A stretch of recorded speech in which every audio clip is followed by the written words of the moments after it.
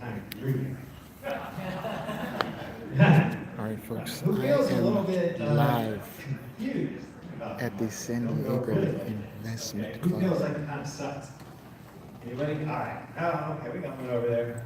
Yeah, I'm kind of with the people in the middle. It's kind of funky right now. It seems like it. So, would you say that's a good thing or a bad thing for all of us?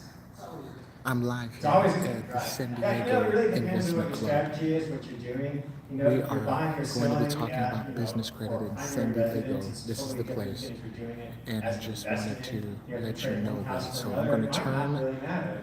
If you're selling the it, it's video down, you're buying around. it, it's Hey, down. camera. But if you're traveling somewhere else, then it could really matter. If you're doing it for an investment, it depends on strategy. So it depends, right? And what we're going to do, So let's kind we're of going look to at what's let you going on. know So my name is Jim Card. about business Also credit one of the right after sponsors these and other market broker agent. updates in San So Diego. If you're I in San operate Diego as an right agent now, for buyers, come sellers here visit in me San Diego County. So you can hire me for here that. at the I've also been an Hilton. investor for a decade and a half. I've flipped over, a couple of hundred homes, built a couple of dozen, and do all that. It's So the I've been Hilton wired at in Del for a while. Mar, right here. So some of the metrics that we look at, a lot of people are asking, feel like, are we due for another crash, right? That's the big question.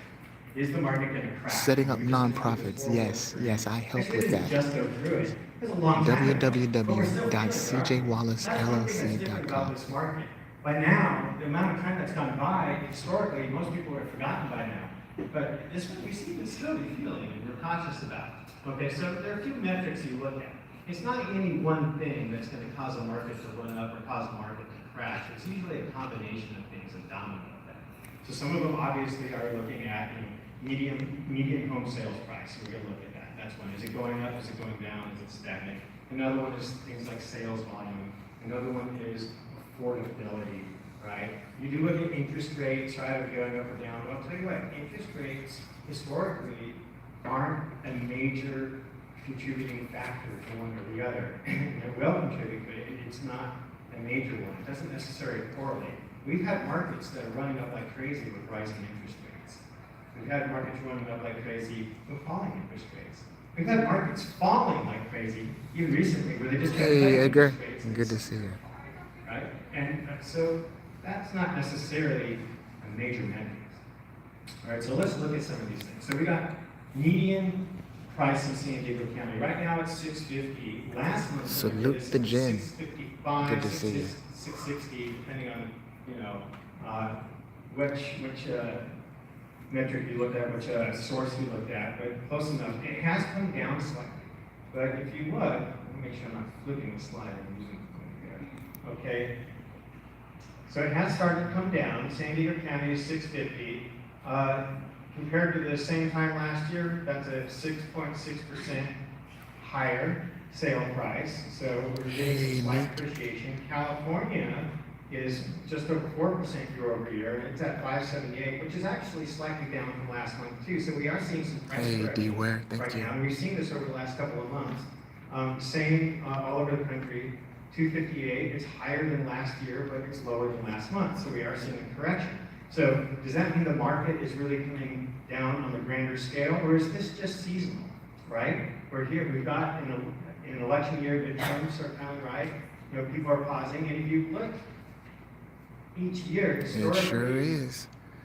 But we're gonna go ahead and tell you about business credit soon. In like 10 minutes. So if you look at the last few years, it doesn't look that scary. I think really what we want to do is see what happens in the spring. That will tell all. Do we start coming up again like we have the last few years in the spring, or do we stay flat or start to go down? So come March, that will tell everything. It doesn't tell us we should worry yet.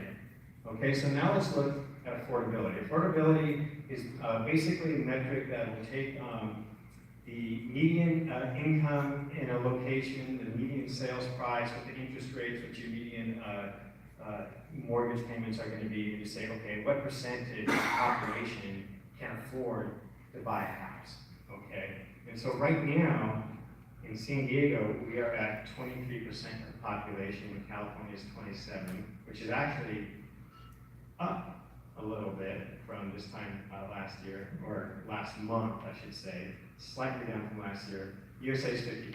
So San Diego County, historically, or actually California, historically you worry when you get below 20%. Okay, this last crash, California got to 11%, which is really, really low. And that's because there was a lot of artificial stimulation going on. Okay, we'll make sure you get connected, right? okay? And that could happen again. San Diego got all the way down to 10%. If you look at the previous crashes that we had, it was around about 17%.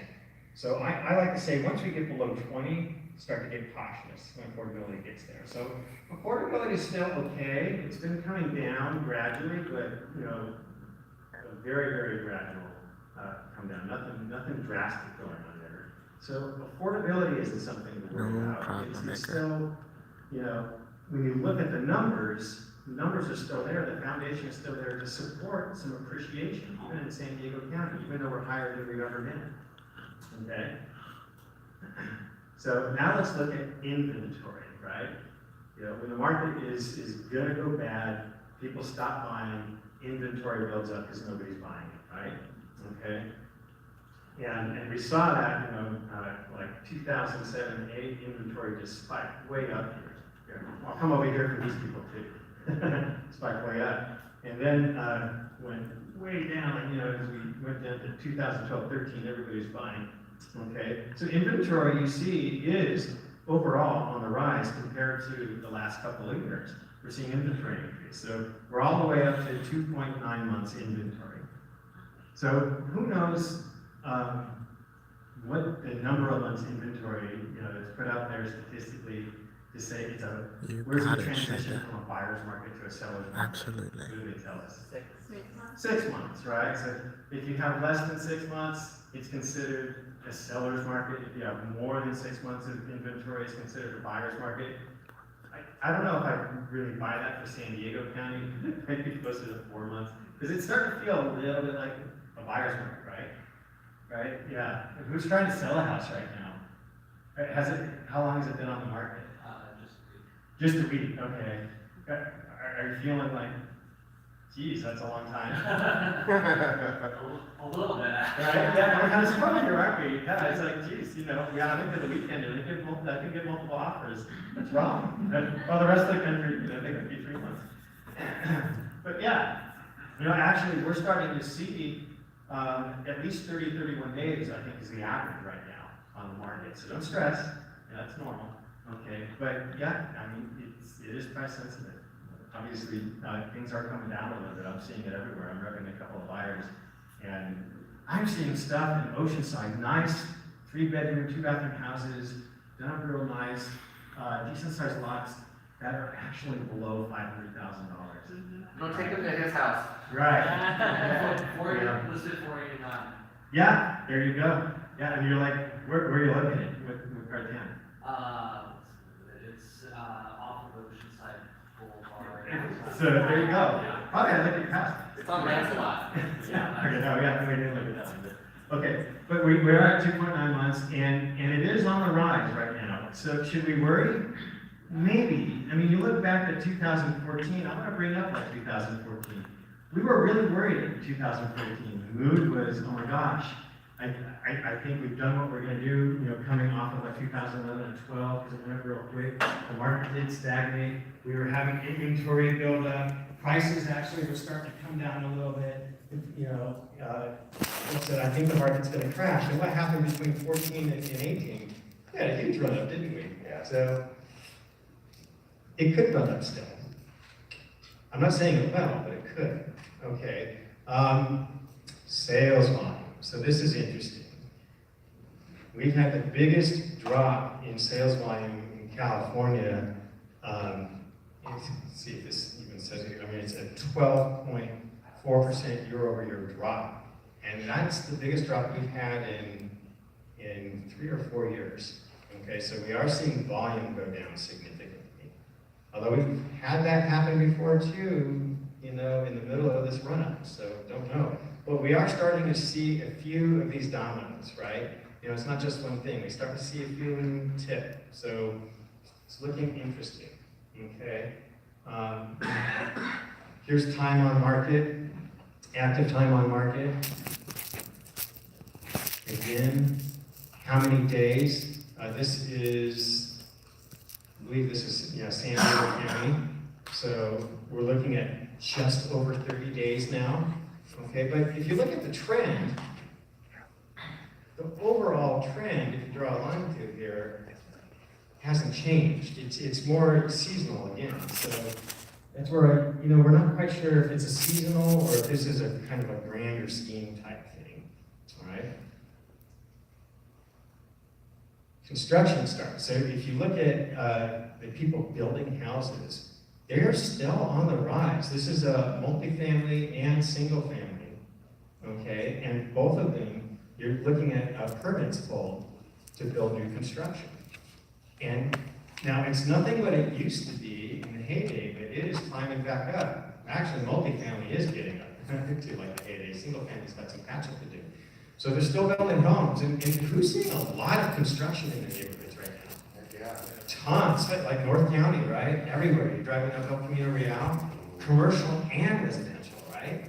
Robert's Ranch just got built out on El Camino Real, that sort of transition from Carlsbad going up towards Vista and Oceanside as you go along El Camino Real, and they're selling pretty well. So a lot of that going on. Okay, interest rates are on the rise. So we're at, depending where you look, it was 4.83 or 4.73 today, whether it was bankrate.com or another site, but it's going up. Okay, who's young in here? No, you're not young. No. Okay, here's how I can tell you're young. Who thinks 4.83 is high? Yeah. Oh, okay. Yeah. It is. So all the people that didn't experience this double-digit interest rates. Before the last crash in the mid-2000s, I got really excited because I refied my mortgage. As soon as it went to 5.8, I was like, oh my God, it will never get lower than this again. So interest rates actually historically are still that's cheap money. It's really cheap, so they're not high. I think it is causing people to do, I like to use the term prairie dog. I think that's what's happening with a lot of buyers right now, kind of waiting to see what's going to happen. Ooh, interest rates ticked up a little bit. We got midterm elections. That might be because we've done that before, and then they go crazy and they buy like nuts. So you never know. Okay. Unemployment. So unemployment is, whoa, don't want to foreshadow what's coming in our next speaker's presentation. Okay. Unemployment's low. It's even lower in some other parts of the country. So the economy's doing pretty well overall. Everybody's employed. It might not be the paycheck you want, but you got a paycheck, right? So that's cool. Something's better than nothing, okay? And it's low across the country, okay? So a lot of the fundamentals are still there. Here's my sources, so you can just take a snapshot of that. Actually, I wanted to address a very important question that was asked. Absolutely. Let me go ahead and address this question. The question that Edgar asked, do you think the market is high in California? Well, I tell you what, this is how you look at real estate in California. You look at it from the perspective of what is the difference of what I spend versus what I make. Does that make sense? When you're looking at real estate, remember it's all about the numbers. It's really not about the price. And of course, to a point, it is about the price. However, if you had to spend $1 million to get 2 million, or 3 million, or 4 million, would you do it? I mean, and that's something that you have to answer yourself. You have to think about what your investor DNA is, about what your risk tolerance is, and then you go from there. So it's not really about the price. But to answer your question, Edgar, yes. In our eyes, right? If you're looking from a certain perspective, it is high here in California. However, remember there are people that will pay these exorbitant prices okay, to get that property, to get that apartment, to get that home, okay, to get that land. They are willing to pay those exorbitant high prices, and you could make a very substantial profit from it. So, that to answer your question, yes, it is high, right? But the return, is it worth it? Is it worth it? And that's the question you have to ask yourself. Is this investment worth it? Right? We're going to get to business credit 101 in just a little bit. Okay, there are, I believe, a couple more speakers that I wanted to send your way, and we'll get to the business credit 101 in shortly, very shortly. All right, all right. Let's go ahead and get back in there. I'm going to go in quietly, and I'll switch it back over. Okay. So everything's going up. And that could be interesting. So with rent shooting up, that would make people want to buy. So you might as well, if rents are going up so high, even though the prices are high, I'd rather pay a mortgage than own a house. So that could be good in the housing market. Or it might make people want to move. No problem. Okay? Out. California. And that's investing outside of San Diego, okay? And so I've moved my investments outside of San Diego. I moved them outside of California. They happen to be in Kansas City, Missouri. And lo and behold, interesting article came out. This city saw the biggest home price growth in 2017, and it's not on the West Coast. Guess what? It's Kansas City, Missouri. All right. So there's a lot going on there. So there's a lot of other parts of the country that you're seeing very, very good opportunities. So definitely get the people in this group, get educated what's going on. Okay, so Imran Clark, my cell phone number is 858-336-5575. I will be hanging around after. I do have cards, no worries. 858-336-5575. And I'm going to hand this back over to Daryl. You can also Instagram me at Robert Clark. Follow me and all my kids and sunsets and everything. Thank you, everybody. Awesome. Thank you. And then the other thing about hiring an agent, I'll tell you what, having an agent that also is an investor is a huge advantage. So really look at it because he can give some good discounts on some houses as well. So pretty good stuff. So really we're here about knowledge, right? Knowledge is the key, knowledge is the solution. I do work a lot with these types of classes, so if you're interested in learning more about those, I know there's a few people in the room that have been through some of these. In fact, some of these people that have been through this have actually turned into real estate investors. So come talk to me if you want to learn more about these classes here. Prequalifiedme.com if you want to learn how to get, was it $30,000 to $120,000 in 0% lines of credit. Yeah, come talk to me if you need to learn about that. Upcoming events, and I'll make this quick because we're going to get moving on to business lines of credit, but we do property tours on Saturdays. And coming up on the 3rd, there's going to be one in Lake Elsinore. Coming up on the 10th, there's going to be one in Oceanside. And then on the 17th, we have an all-day free class for you guys about note investing. The gentleman that teaches it actually teaches one of these classes. So we're flying him out here. He's been teaching all day. He's actually the #4 note investor in the country. So he's a wealth of knowledge. It's all-day classes. Come talk to him if you want to get registered for that. And that's it. So, next month we are not in this room. Who does not know where the pyramid is on Miramar Road? If you don't, you can't miss it. Lisa. So we are actually having a holiday networking party. It's still the first Thursday of the month. It's going to be December 6th. We're going to be out there instead. It's going to be catered. There's a bar there. There's drinks. There's food, and it'll be awesome networking. And there's no speakers or anything. But we do ask that if you could bring a gift, that we're going to donate the gifts to some charities. So it'd be great. So we're going to bring on Ruben real quick, and then he's going to talk a little bit about his opportunity that he has for today. So Ruben, here you go. Hi guys, my name's Ruben Martinez. I actually met Daryl, Brett, and Imran here a year and a half ago. Anyway, I'm part of IRA Properties. I'm an agent up in Escondido, so I work inland from where that guy works. I run across a whole bunch of different problems that he doesn't know about. In my travels, I connected with some other folks through this community, And we formed ourselves a little team beginning of this year, and all we do is hunt multifamily product. We've been hunting out of state. So today, Daryl asked me, and Brett asked me at 4:30, and I had to scramble and try to get this together. So if there's typing mistakes and grammatical errors, I apologize. I was scrambling. We went out of state, and we have been creating broker relationships, the best way to find multifamily right now. This particular property is Jonathan, how you 150 units in Houston, Texas. We are heavy in Texas with our relationships, and the relationships has been what is feeding our deal pipeline.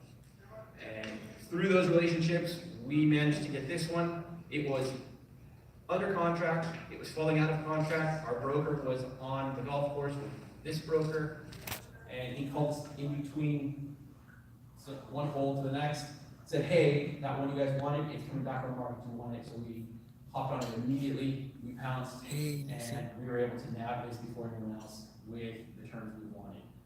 Most multifamily product right now, you have to go hard. What's going on, textbook? Almost immediately. We lost some, we lost one, which I'm still pouting about, for 26.7 million. We made it to the best and final. Our competitor in the buyer interview phase went and upped it to 27 million, and they put $750,000 hard on day one. We didn't feel that was responsible of us to do that with our investors' money. But I'm getting a little off track here. Place of Fall Creek. It is a value add 2003 build. It is not in bad shape, it just hasn't been well managed. So we only are sourcing off market and ones that are like this, that we can go and drive the net operating income and push it up. So in this case, we know that the rents are anywhere between $65 to $85 below market.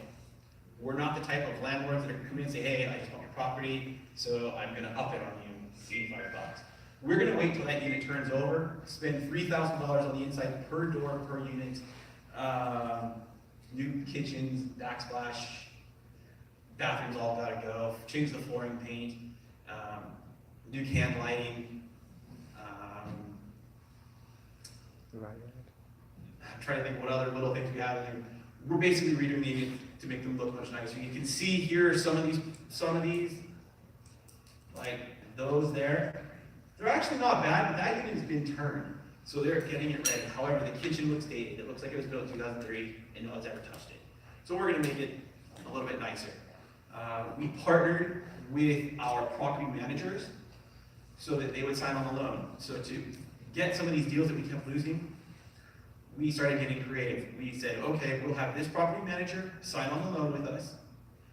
The property manager is well known in that market, so they have a reputation for closing, so now we're borrowing their credibility. Then New we're getting them to chips. sign on the loan. That's so what I'm they're talking writing all about. under, they're signing Do on what the car, works. which means we're not gonna do the Congratulations. toxic waste or launder money. We're gonna use it to be legitimate and honest, just run a professional business. It's a B-class property in a B-class location. However, it's not being run properly. If you want to know what those terms are, come see me later. I'll tell you later on for you. And Daryl said, keep this to 5 minutes, so I'm trying to hurry. It's been 6. Real quick, that's our unit mix. That's our layout. Why Texas? Yeah, why Texas? Texas has jobs. I can show you why. Harvard study, real simple, real easy, and that's just the Harvard study. I can show you a bunch of other ones. We know this down to the block on the exit from the freeway. I can drive this place, and I've only been there once, and I can drive because we study our market. The numbers is usually the fun part. I'm skipping through these nice and quick. The bottom line is we bought it for $12.7. We're going to be total. Once we finish our equity raise, when we purchase it, we're going to be at $13,975. And the fun part, we're planning on holding it for 5 years, 6%. Projected cap rate. Our projected cap rate is 6% on the exit. So how much money are we going to make on our money? We have a 10-year loan And we went with agency financing, not a bridge, simply because we're concerned about what interest rates may change. We want our rate locked in as soon as we want. as soon as What we want. LTV, at what LTV? This particular Will do, LTV is Essential. Will do. 27. Excuse me, we're at 76, so we're at 76, but we've got 27% that we're putting down. So we've kept it somewhere in the middle. We like to try to get 30. However, the numbers started getting askew if we went to 30. So the goal on this one is to give most of the cash flow. 90% of the cash flow will be going back to the investors. We're trying to build relationships on this one because we have some other deals in the pipeline that we're not going to give and be so generous with the cash flow because they're massive deals and we work our butts off to get them. So I digress. Here's our numbers, loans. I'll tell you guys later. I'm trying to hurry along. The exciting part. This is our 5-year core quota. This is telling us how much money we're going to spend, how much we're going to give back to our investors. This is what we're projecting over 5 years. And we can do this based on our market knowledge, our partnership with the management company, who knows the market much better than we do because they already have 8,000 units. They also own a property, 2 properties, about 1.5 miles away. So we're using the economy of scale with them. Sorry, don't hurry. Last part, and I'll be done. Rio. Right here.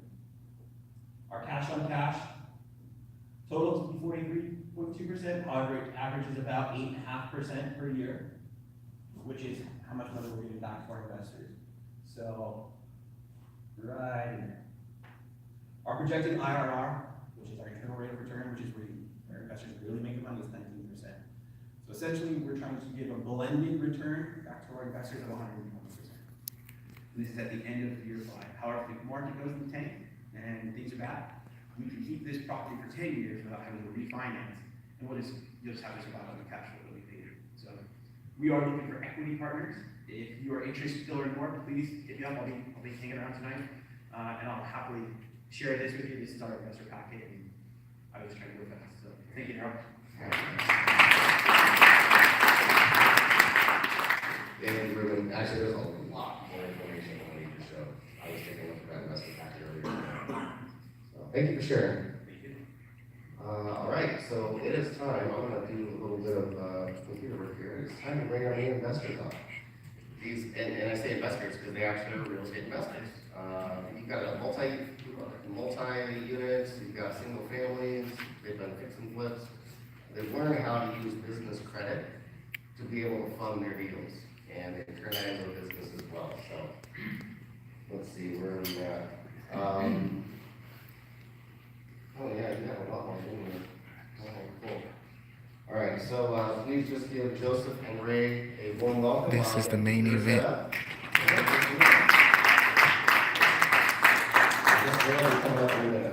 Yeah. All right, there you go. Here's Mike. We're still trying to figure out what we're gonna present tonight. I'm just kidding. Hey folks, good to see you all. San Diego Investment Club. Who's new here tonight? I saw I haven't met a few people. Okay, good. All right, you guys having fun so far? Woo. Awesome, I'm having fun. All right, so we're getting the stuff up on the screen. Thank you, Daryl, for the invite and the intro. It was really great. Those are my boys. Love them to pieces.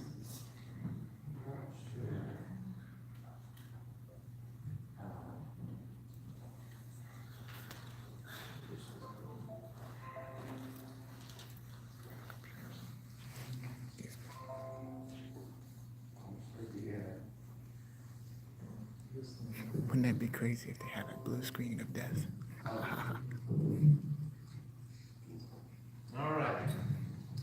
Well, my business partner Ray Fleming and I, we've had the opportunity, very blessed to do a lot of real estate out in Tucson, Arizona. Who's ever heard of Tucson, Arizona? Right? Do you? Okay.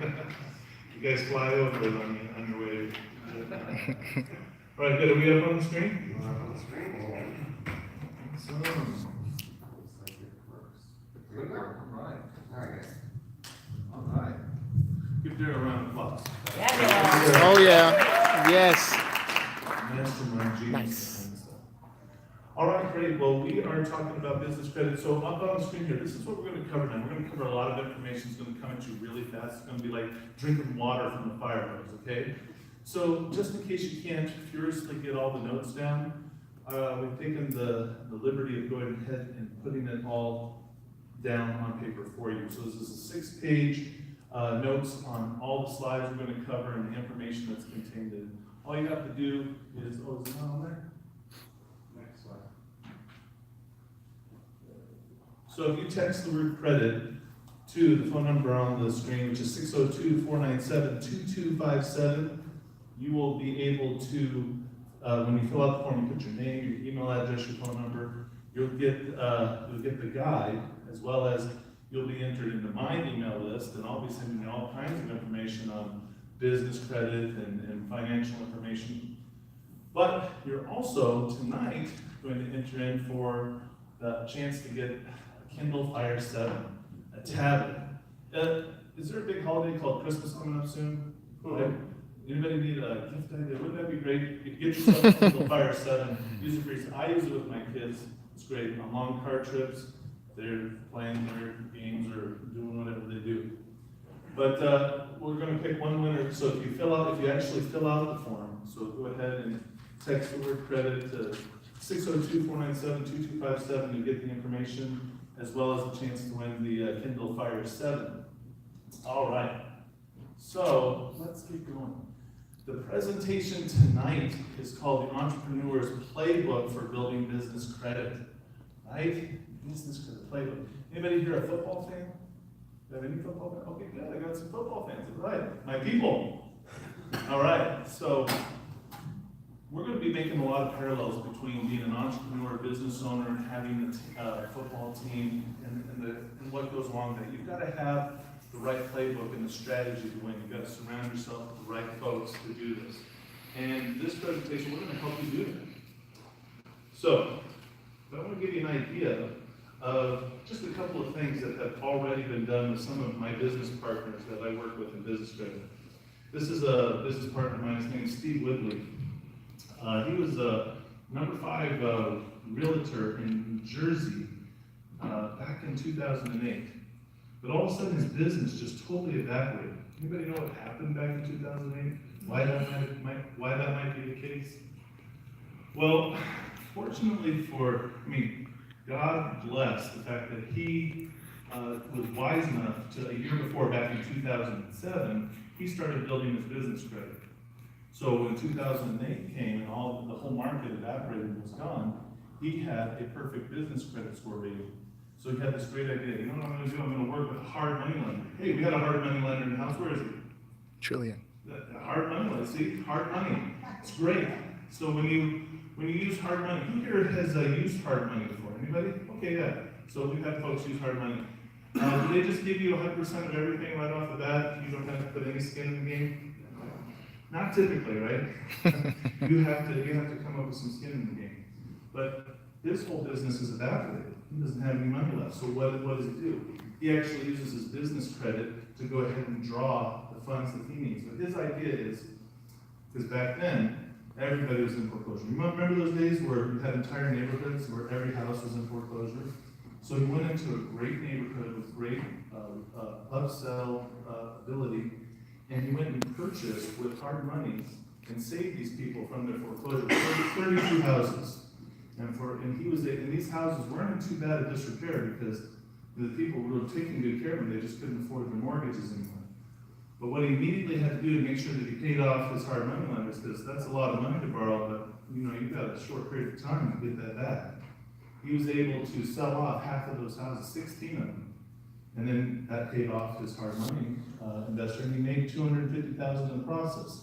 And then at the end, he owned 16 houses, free and clear, that was bringing in rental income. Fast forward 10 years to today, he now has 300 rental properties out in New Jersey and down to Florida. And he now owns his own property management company, and guess what? He's now the hard money lender. So business credit was a great avenue that definitely helped him when the market made a sudden shift on him. When his business of being a realtor dried up for him, he was able to immediately transition and become a real estate investor. Another example, myself and my business partner, Ray Fleming. We actually use business credit in a very unique way. We have several rentals. We have specifically, the last one we did, we had a duplex and a triplex. And what we do is we take our businesses and we put them into their own individual LLCs. Now out here in California, I know that you guys are kind of crazy, you get charged $800 a year for these things, but in Arizona, it's like $400 and you just pay it one time, okay? So that was a lot easier. And you guys are jealous now? All right, you can come, you can cry on my shoulder later. But, so what we do is, because it's in its own business, we can build business credit from it. And so when you have a rental property, who are my landlords? Who has rental properties in here? Okay, great, perfect. So it's nice having that cash flow, that monthly check that comes in, that feels good, right? Until the water heater breaks, or there's a leak in the roof, or the AC goes out. Who pays for that? Yes, you guys do. If you have a major repair that needs done, you can see a whole year's worth of cash flow wiped out, right? So how can we mitigate that risk? Well, by attaching business credit to the business and having credit cards in the business name. So my duplex has a credit card. If I needed to do a major roof repair on my duplex, oh my gosh, am I going to set back? No, we just pull out the credit card, we pay for it, the roof's repaired, and now, I wonder how I'm going to pay that monthly credit card bill. What kind of income would be coming in that I could pay that? The cash flow from my rent, right? So this has been a great plan and a strategy that we've used that's helped us mitigate a lot of our risk with our rentals. And our investors love it, and they're signing up for more and more of them. So, just a couple of ideas right off the bat. I want you to be thinking like business credit. Business credit, why would I be wanting to even think about or use business credit? You're going to want to be thinking about business credit. So, who am I and why should you be listening to me, right? I'm a big guy, right? I'm a football player. Played football, that's me, number 57, making a good play. That's high school, had a lot of fun. But I was blessed with the opportunity to actually be recruited to go play college football at Boise State. Anybody ever heard of Boise State? Where's Bronco Nation? Bronco Nation lives in me. All right. Don't worry, there's nothing wrong with your screen. That's actually a blue field. All right? It's called the Smurf turf.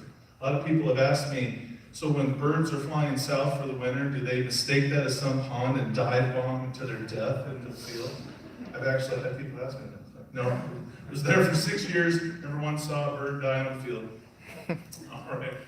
But I had a great opportunity. Now, they're a great college. They have a great program. But back when I attended, it was just a little 1AA college, okay? And I haven't been a part of any of the recent major success that they've had.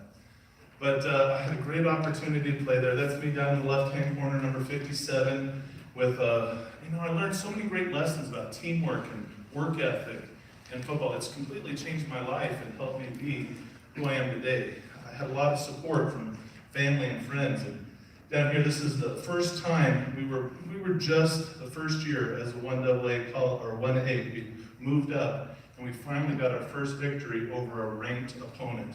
I mean, for this little college in Boise, we were just like, we might as well have won the Super Bowl. That's how excited we were. They were probably ranked number 20th in the nation, but to us, we just beat the national champions that year. So, but all good things come to an end. And now it's time for me to figure out what to do with my life. So what do? I'm a big guy. How am I going to go out and make money? Well, I decided to go into law enforcement. I went into corrections and was in detention for several years. I was the guy, if you ever got arrested, hopefully nobody in this room would ever have to come see me, but I was the guy that took all your stuff, all the things that were yours, and put that away into some arbitrary box, and I gave you your orange jumpsuit. Right? That was me. I was your first person you got to see. Welcome to prison. Here's your orange jumpsuit. That was a pretty depressing job, actually. But I've always had a desire to want to help people. I went to college, of course, as you know. I got my degree, I'm a social worker, so let's put that into action. So I went to work for the Department of Economic Security for Arizona, specifically the Child Protection Service. And that, let me tell you, is really depressing, because now I'm in charge of keeping kids safe. But how do I do that? I go into people's homes and take babies, right? So I wasn't very confident. So I'd show up, knock on the door, and nobody wanted to see me then. Hey, Shannon. Howdy, But, howdy. okay, so I wanted to help people. This is but Business the way Credit the industry was set 101 up, live the way from being San a social Diego. worker is set up, at least in Arizona, I don't know how it is here in California. But the only solution we have for folks that are in trouble is to just put you on welfare. And I'm telling you, you can, with the money we give you for food stamps and a little bit of these programs here and there for the different things you need, is that enough money to pull yourself up out of poverty and succeed and become an entrepreneur, right? No. No, in fact, I feel like I didn't accomplish anything. All I did is put a whole bunch of people, and a whole bunch of people were sad, and some people went to jail. So I wanted to do something better than that. But I had a government job, right? Government jobs are cool, right? There's some security in that, right? No, not so much. See, we have a midterm election coming up, and every time there was an election, we always in the government jobs worried if some new administration is going to come and get rid of our department. So there were constant layoffs or hiring freezes, or sometimes they lower our wages or our benefits. So at Department of Economic Security, there was no economic security. There was no security there at all. But I tell you what, during that time, it was rough. Like everybody went through a hard time back in 2002, 2007, 2008. I went through a couple of foreclosures and bankruptcy, okay? And I knew I had to figure something out, or I was going to end up like one of the families I was trying to help. And that's no good. So what did I do? I got educated. I started learning, started coming to meetings like this, meeting folks like you, figuring out how did you get to be successful, and what can I do to be a part of that? And it led me down a path of becoming eventually an entrepreneur, owning businesses, a real estate investor, learning how to manage my finances wisely now. And so here I am today. And a big part of everything that I've done has been this quest to learn about how to get business credit, because I had no personal credit. I mean, if there is a possibility to get a negative score, that was me, okay? I was radioactive. Nobody wanted to come near me with my credit score. So I've always been wondering, well, how do people do it? Businesses, they go bankrupt and they come bounce back a year later. It seems like they're making money again. How do you do that? So I set out to learn how to do that. And so we're going to cover that tonight. You're going to be blown away by how quickly you can start establishing yourself with business credit and how it can change your business and your situation. But can I tell you a story? I want to tell you a story. Guys, I'm my football fans. I want to tell you a story about the greatest football game that was ever played. And I'm not biased. It just happened to be Boise State versus the Oklahoma University in the 2007 Fiesta Bowl. It was a great game. This is 7 years after I played, so I'd love to claim credit for it. Maybe somehow I inspired it. No, it had nothing to do with me. But this was the first time this little college was on the national scene and was actually playing a ranked game against Oklahoma, the most winningest team in all of college football. And so here's the reason why I'm telling you this story is because I see, from my experience, a lot of parallels between being a business owner and playing football. Right? You guys see that all the time too. I know I'm just talking to my people here. No, but when you're in business, you go into business. No one goes into business to fail. You don't join the team to have a losing season. You join your team because you want to win the championship. I mean, who here is going to either already does own or plans on owning a business valued in multi-millions of dollars, right? That's what we're here for. That's winning the championship. But you got to surround yourself with the right folks. You got to have the team. You got to have the coach. You got to know who your realtors, your contractors. You got to have your title and escrow. You got to have everything lined up. Your investors, all the people that you need to succeed. They all have to be doing their job. And no one here as an investor can do every single part of the job. I mean, we go into investing, right, to get time freedom, not to do 10 different jobs, right? Unless I'm talking to the people, do you guys go out and you swing the hammers on the houses and everything, or you hire folks to do that? Right, okay, good. So, but let me tell you about this game, because this game flows with a lot of the way business is. This is Boise State's shot. They've worked all season, they have an undefeated record, a chance for the title. And so they come and they're playing against, you know, like I said, the Oklahoma Sooners. They're a powerhouse. They've won so many games. And so here in this game, this opportunity that they had, they're the big underdog, a David and Goliath battle.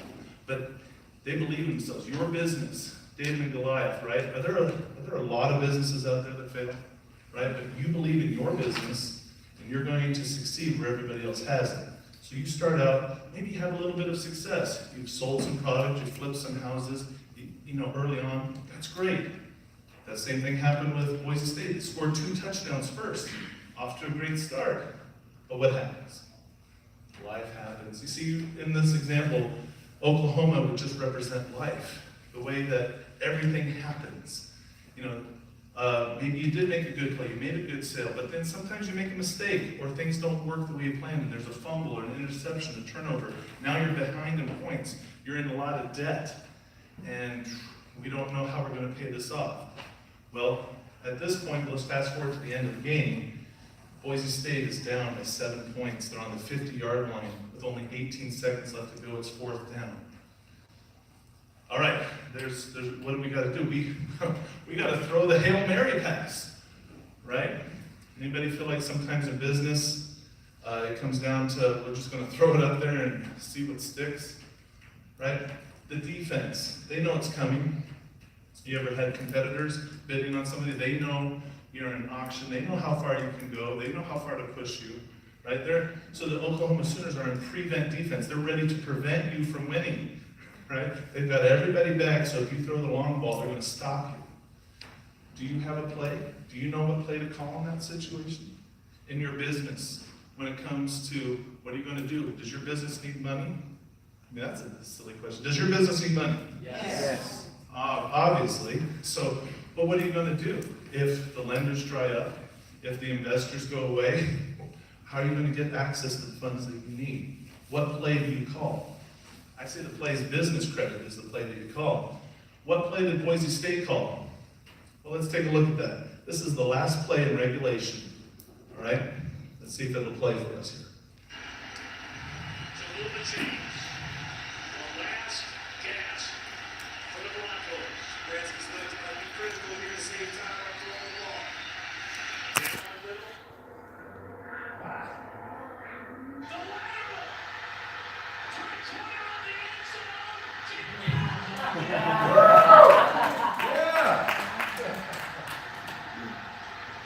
This is the underdog. They're supposed to be losing. 4th down at 18. Montgomery. And it is good. It's not the size of the dog in the fight. It's the size of the fight in the dog. Did you guys hear that? It's not the size of the fight in the dog. Or the other way around. It's not the size of the dog in the fight, it's the size of the fight in the dog. Your business, when you go to a lender, right? You need money, where do you go? You go to a lender, right?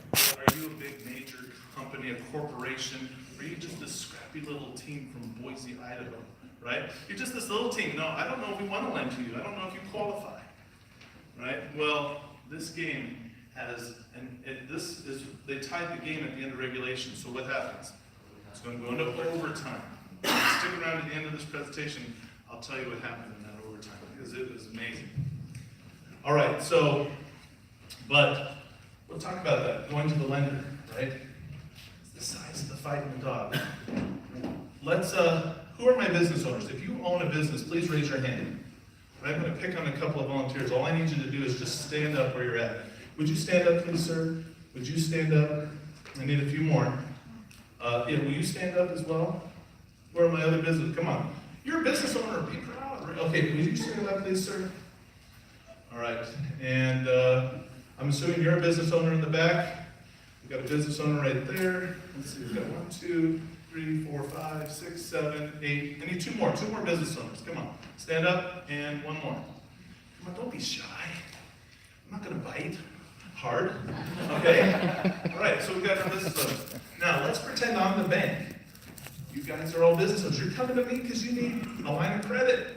You need a loan, right? So I'm gonna see all you guys come in, and what am I gonna do? I'm gonna say, I'm sorry, sir, you don't have enough cash flow, please sit down. I'm sorry, ma'am. You don't need the personal guarantee. This is Sir, business credit. I'm sorry, but we just have some problems with some discrepancies in your file. We want you to doubt the separate credibility your and personal character credit and of business your credit. We show you how. I'm sorry, if you have a cash flow issue, I need you to sit down. Right? I'm sorry, you don't have enough collateral. Will you please sit down? Right? And then we go down and down the list. I'm sorry, sir, but you just don't have enough time in business. You don't have the capacity to pay us back. Please sit down. So now we have one person left standing. We had 10 standing, and there's one left. He gets the loan. Give him a round of applause. Why is that? Look at this. Right now, the statistics are 10 people who own businesses go to the bank seeking financing, right? And only one of them actually gets approved. Why is that? 90% of all businesses fail within the first 5 years. 90%, that's an SBA statistic, okay? So now let's put ourselves back in the mind of the bank. You're a bank. You're in the business to make money, yes?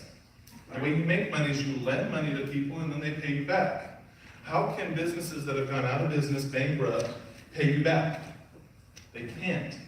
So if only 1 out of 10 of these businesses are going to succeed, you are going to restrict your lending requirements. You're going to vet your people very carefully, and you're going to have specific underwriting guidelines that are going to determine the difference between somebody who you know is going to succeed versus somebody who is not. So, what are these underwriting guidelines? How do we know? Do they publish them? Anybody tell me, where do you go to find the underwriting guidelines that the banks or lenders use? Yeah, that's not published information. But a lot of research has been done in this area, and I'm going to bring up to the stage our next speaker who's going to actually teach you steps. See, I'm just the warm-up act. I'm the opening act, for the main event. Okay. My business partner, Mr. Ray Fleming, he is a serial entrepreneur. He's owned so many businesses. I think he's been in business since he's been born. But he's had a handyman business. He's had a kettle corn business, an eBay business. Anybody remember back when we had those eBay businesses? I mean, he's had all kinds of businesses, several real estate businesses. The guy's last fix and flip, he just made $37,000 net profit. That's a good, he wholesales a lot of deals all the time. But let me tell you something about him. He knows his business.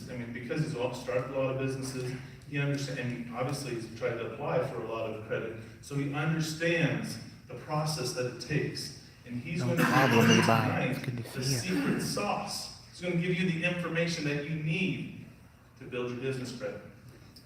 So without any further ado, please welcome up to the stage Mr. Ray Fleming.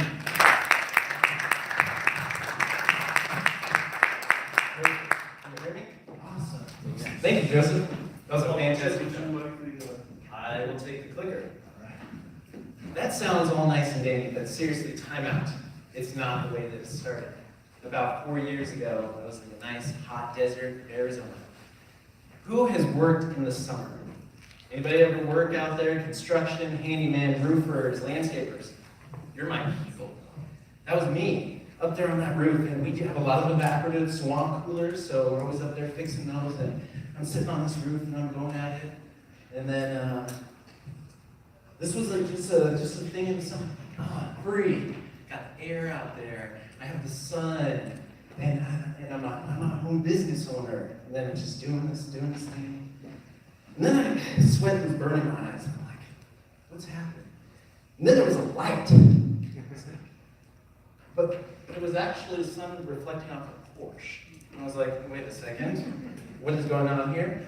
I'm working in the crew, and there's a guy that gets out in a suit. Looked just like mine. He was literally maybe about 5 years older than me. He's talking to the foreman, Bob. And so he gets in his car, boom, just drives off. I'm like, all right, I'm gonna go down and see what's going on, because this guy's an agent. Because agents wear suits, agents deal with real estate. Perfect. So I'm like, hey Bob, who's this guy? It's like, oh, he's the owner. I'm like, businessman, he just bought this house, right? And we're fixing it up. He's like, no, he owns all of those houses over there too that we're working on. And I'm sitting here and it's not computing in my head. Something just wasn't lining up. I'm like, okay, maybe trust fund. I have no idea. Maybe he just works for somebody else. And he's like, Ray, he writes your checks. I was like, oh man, something is not right here. I just couldn't figure it out. So I was like, hey, I'm a business owner.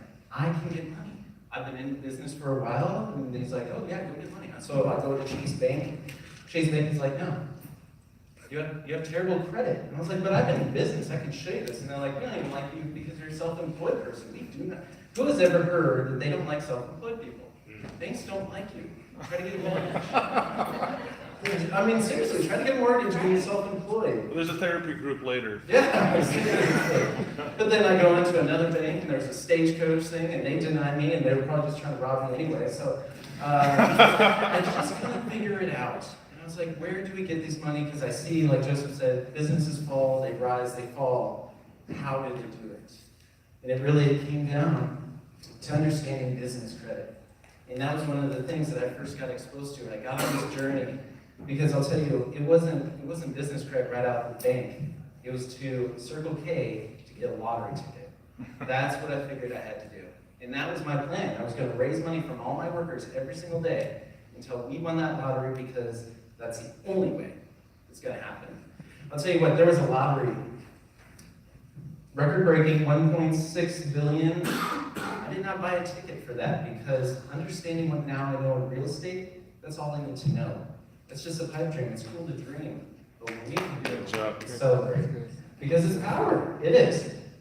So, I mean, that was only 2.5 years ago. I wanted to be that guy in a suit. I wanted to write the checks, and then now we get to do this. This is just in the last 2 years. Some of the deals that we've been able to do. Business credit is in a lot of these. There's rehab, there's rentals, there's multifamilies. I mean, there's all sorts of different things, but it was about getting educated. Daryl's talked about a lot of classes. I know the notes guy, good personal friend. He's actually in Tucson, so I don't get to hang out with him right. He's not from Tucson, but he's in there in Tucson right now. Actually, not going to hang out with him, but if you want to learn about notes in one of the biggest brokers in the country and have his personal cell phone when you're creating a note, how powerful is that? Is that, are you going to be a little bit successful if you know that guy? You're going out to dinner? So let's figure out what business credit is. And the easiest way to show you what business credit is to compare it to what we already understand. Who knows anything about business credit? I mean, okay, very few. There's really not very many business owners understand the aspects of business credit. So let's give you a little pretest. SNN versus EIN. Okay, we all understand that. Social Security number, employer identification number. Kind of the Social Security number for your business. Now, perfect personal credit score. Shout it out. Anybody know? 850. Yeah, and there's a new score in miles, it's like 900, but basically, yeah, 850. What about on the business side?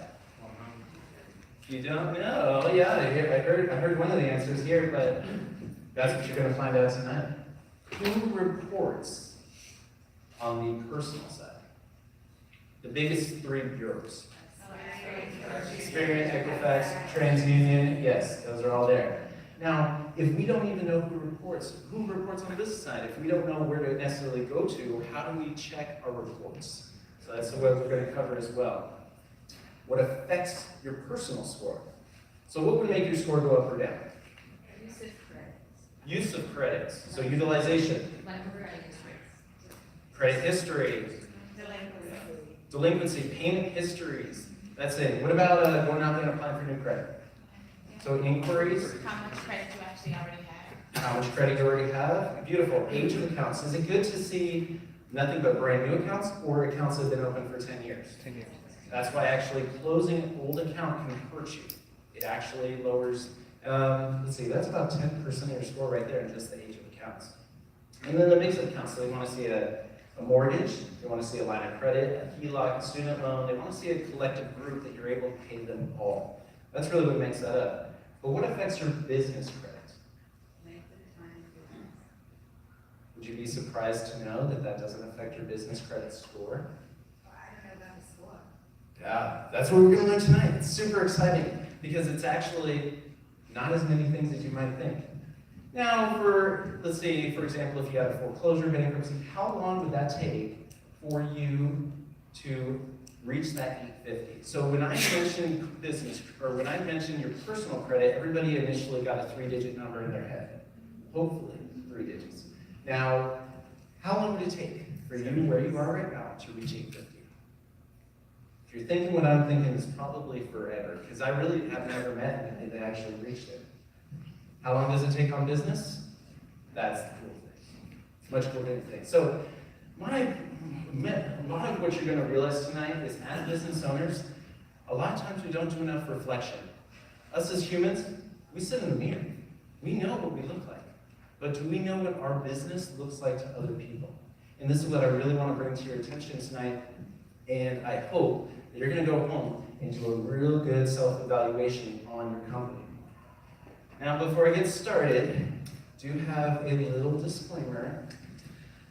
I'm not a licensed attorney, accountant, financial advisor, broker, or any other licensed individual. If they have a license and acting in their capacity, therefore, will not discuss providing specific counsel, advice, instruction, and would apply to specific individuals. Presentation is intended for general information on Wise Guys and Ties LLC recommends engaging the service of professionals in making a decision, legal impact, especially financial decisions. Yeah. Woo! What does that even mean? That means I'm off the hook, really. That's what it means. No, but seriously though, that's one cute baby. I found this baby one day, and she just happened to come from my life. That was really cool. But this is one of the big things I like to talk about, is not that she's such a cute little baby, but this pillow. This little pink pillow is the third member of our family. I have a son, he's 21 months, he's absolutely adorable, and one day he'll be mad that I didn't put him up here. But this pillow, we're actually on a trip down to Mexico in this when she was 2 years old. Now, we're actually going to be in Mexico, dragging her down, now she's 6, dragging her down to Rocky Point again, because now that we're at this point, we go down and we build houses. I don't get paid for that, we just go down there and in power tools and we build houses for families who were not blessed like we were to literally demonstrate. This is amazing. So once you reach that certain point, it then turns into how to get back. That's the key to everything. But I'll tell you, it was doomsday when I left that pillow. Actually, I didn't leave that pillow. When that pillow got left at the gas station, I called 911. Well, I didn't really call 911, but that's what I felt, because there's a little child in the back who's screaming, and I just questioned, I'm like, finally, we could just leave it, and it would be gone. But then it would not be very pleasant. So we go back there and get that pillow. And actually, I took this picture right before I left, and she still has this pillow, and it's got its little tiger stripes, and the thing's been sewn back and forth 10 times. But the thing about this pillow is you cannot replace that. To her, that is the greatest thing in the world. She understands that pillow, and she can hear that pillow in a crowd. But the point of it is, lenders want you to be their pillow. You need to show up and give them that soft, fuzzy feeling. And unfortunately, a lot of times we don't, because there's a gatekeeper. There is literally 50 to 80% of applications are fraudulent. So imagine that. Imagine that many people are trying to steal from you. You would lock your doors, put an armed guard at the door. And nowadays, who is it? Is it somebody checking it, or is it a computer system? You need to bypass the computer system, and that's what we're going to show you how to do. And it all happens on one sheet of paper. You need to represent their soft pillow. It's good stuff. Now it all starts back. I used to run around and sell things. I used to do yard landscaping, hobbies. Anybody treat a business like a hobby in the past, current, or future? Okay, I've treated business like hobbies. I built little model cars, but that's when I really understood about how to hustle, how I could get an exchange for work, for something that I needed. Now, that's what I want to bring to light, is that you just really take your business seriously. And I can't stress enough, when you're building a business, jump all in, go all for it. America, it is very forgiving for business owners. You can shoot for the skies. If it all crashes down, you don't have to live with that the rest of your life. You can start again tomorrow. Now, whose name is Ben? Anybody?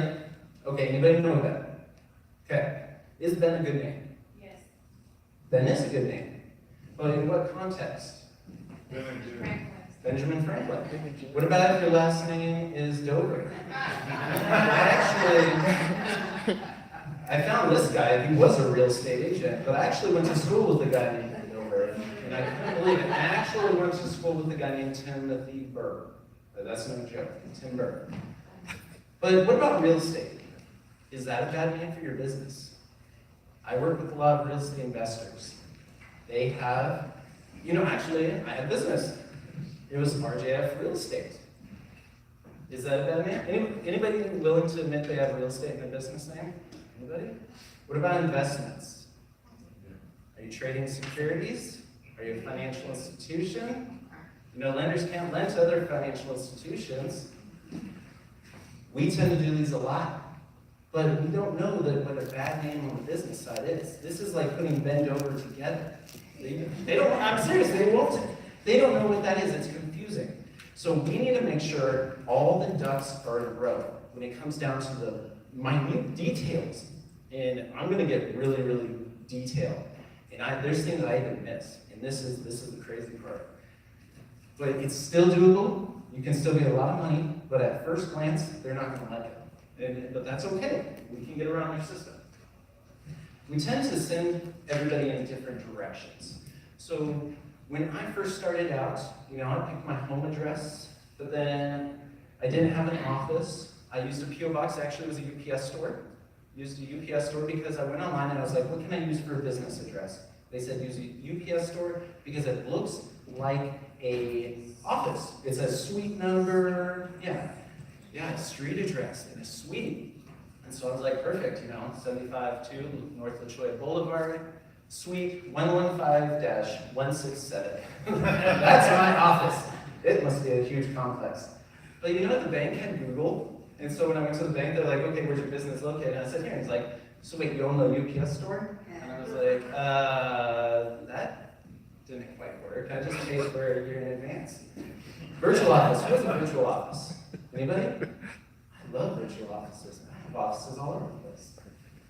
What about mom's house? See, when I was running my landscaping business, I didn't want anybody stealing my trailers. I didn't want anybody coming and messing with my tools. So I sent them to my mom's house. And I look at my business and it shows up on Google and I was like, hey, there's my mom's house. But she didn't like it. No, people knock on the door and ask for help. But I didn't know, and then as I progressed, I never actually went back and made sure everybody was corrected. The Corporation Commission, Secretary of State, my bank, the IRS. My bank was pointing in all different directions. And when you're going through a computer system, which direction are you pointing them? Are you at your house? Lenders are old school. How serious are you taking your business if you're selling a house?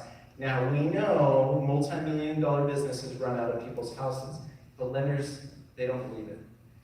Also, do you have an office? Well, what if we're starting out? We can't afford, $2,000 a month for just the office. Okay? That's why I love virtual offices, because you can have a big office presence feel without the cost. It's a very, very great thing to have. Now, I'm going to do a little test. All of us are wanting to be in real estate, so you must be good at math. Okay? This does not require a calculator. But the first person to see what's wrong on the screen, I want you to raise your hand, okay?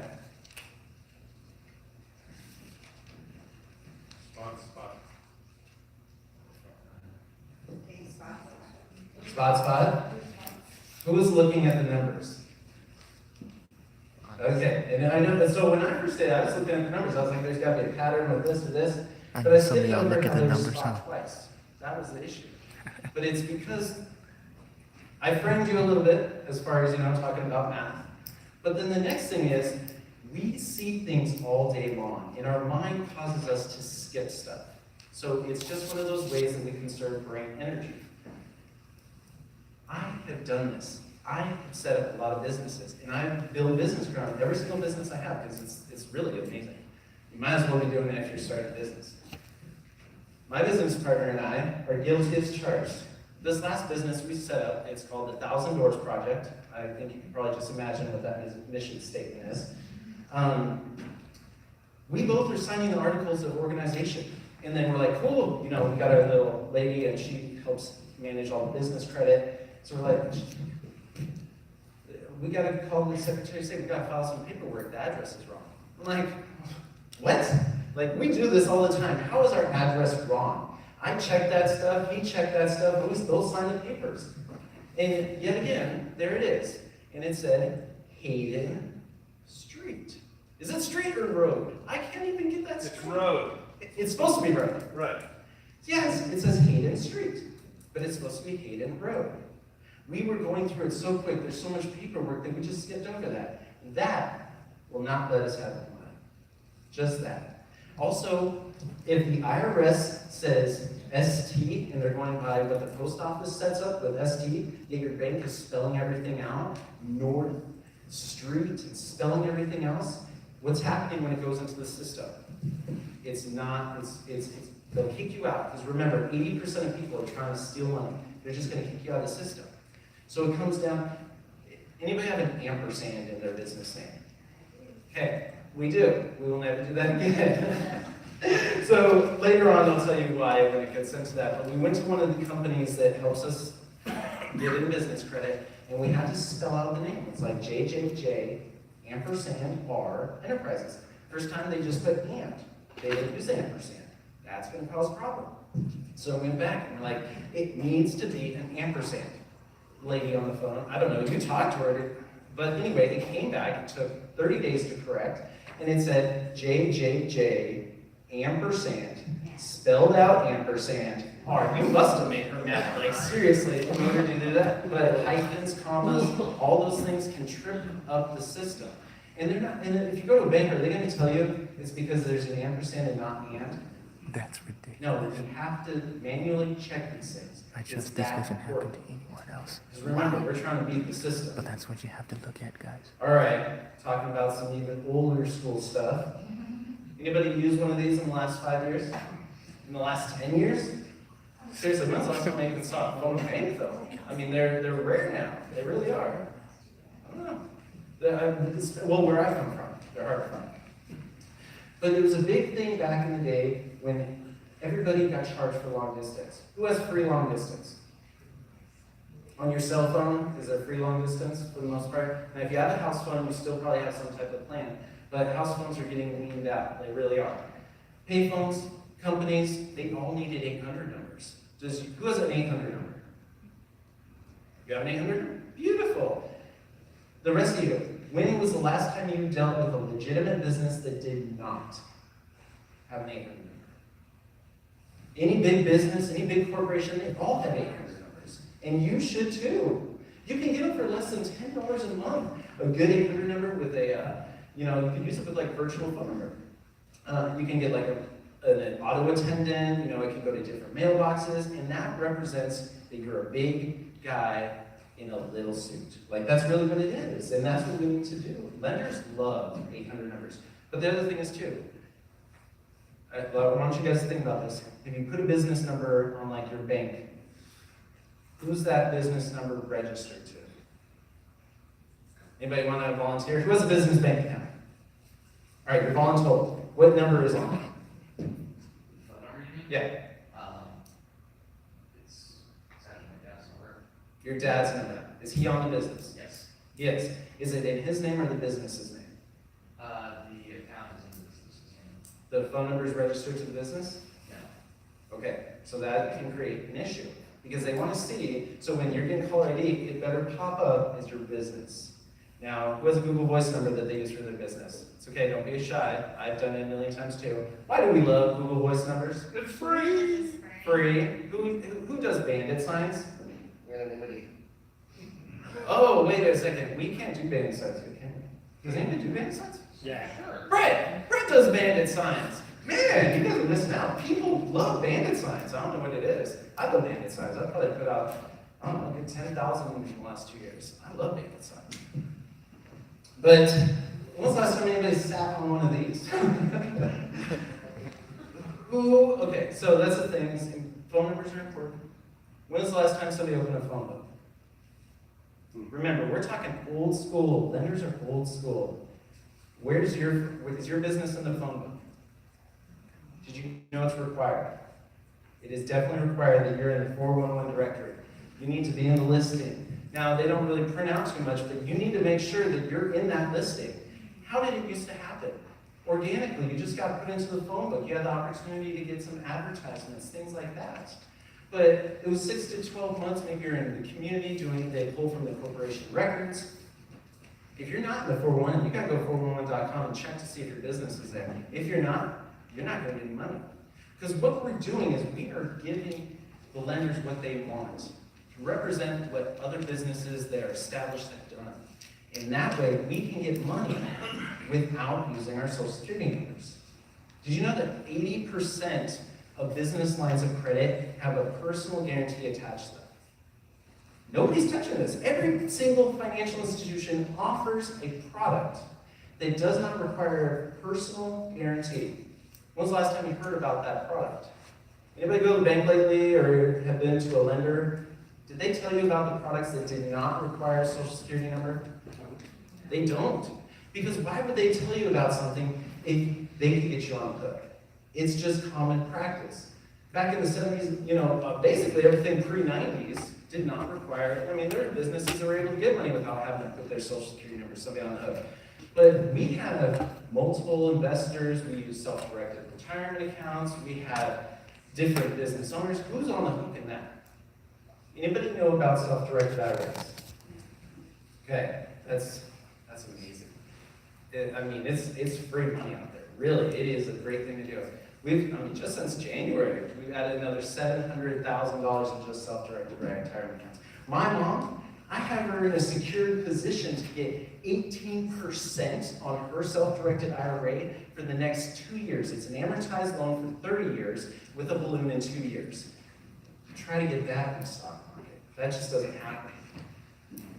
Oh man, this goes back to the whole phone thing. If you don't have it registered, your phone, if you're using your cell phone number, that's what you look like to the lenders. It really is. All right, here's another test for you. I want somebody to help me out with this. Is there something wrong with this email address? Yes. What is it? Gmail.com.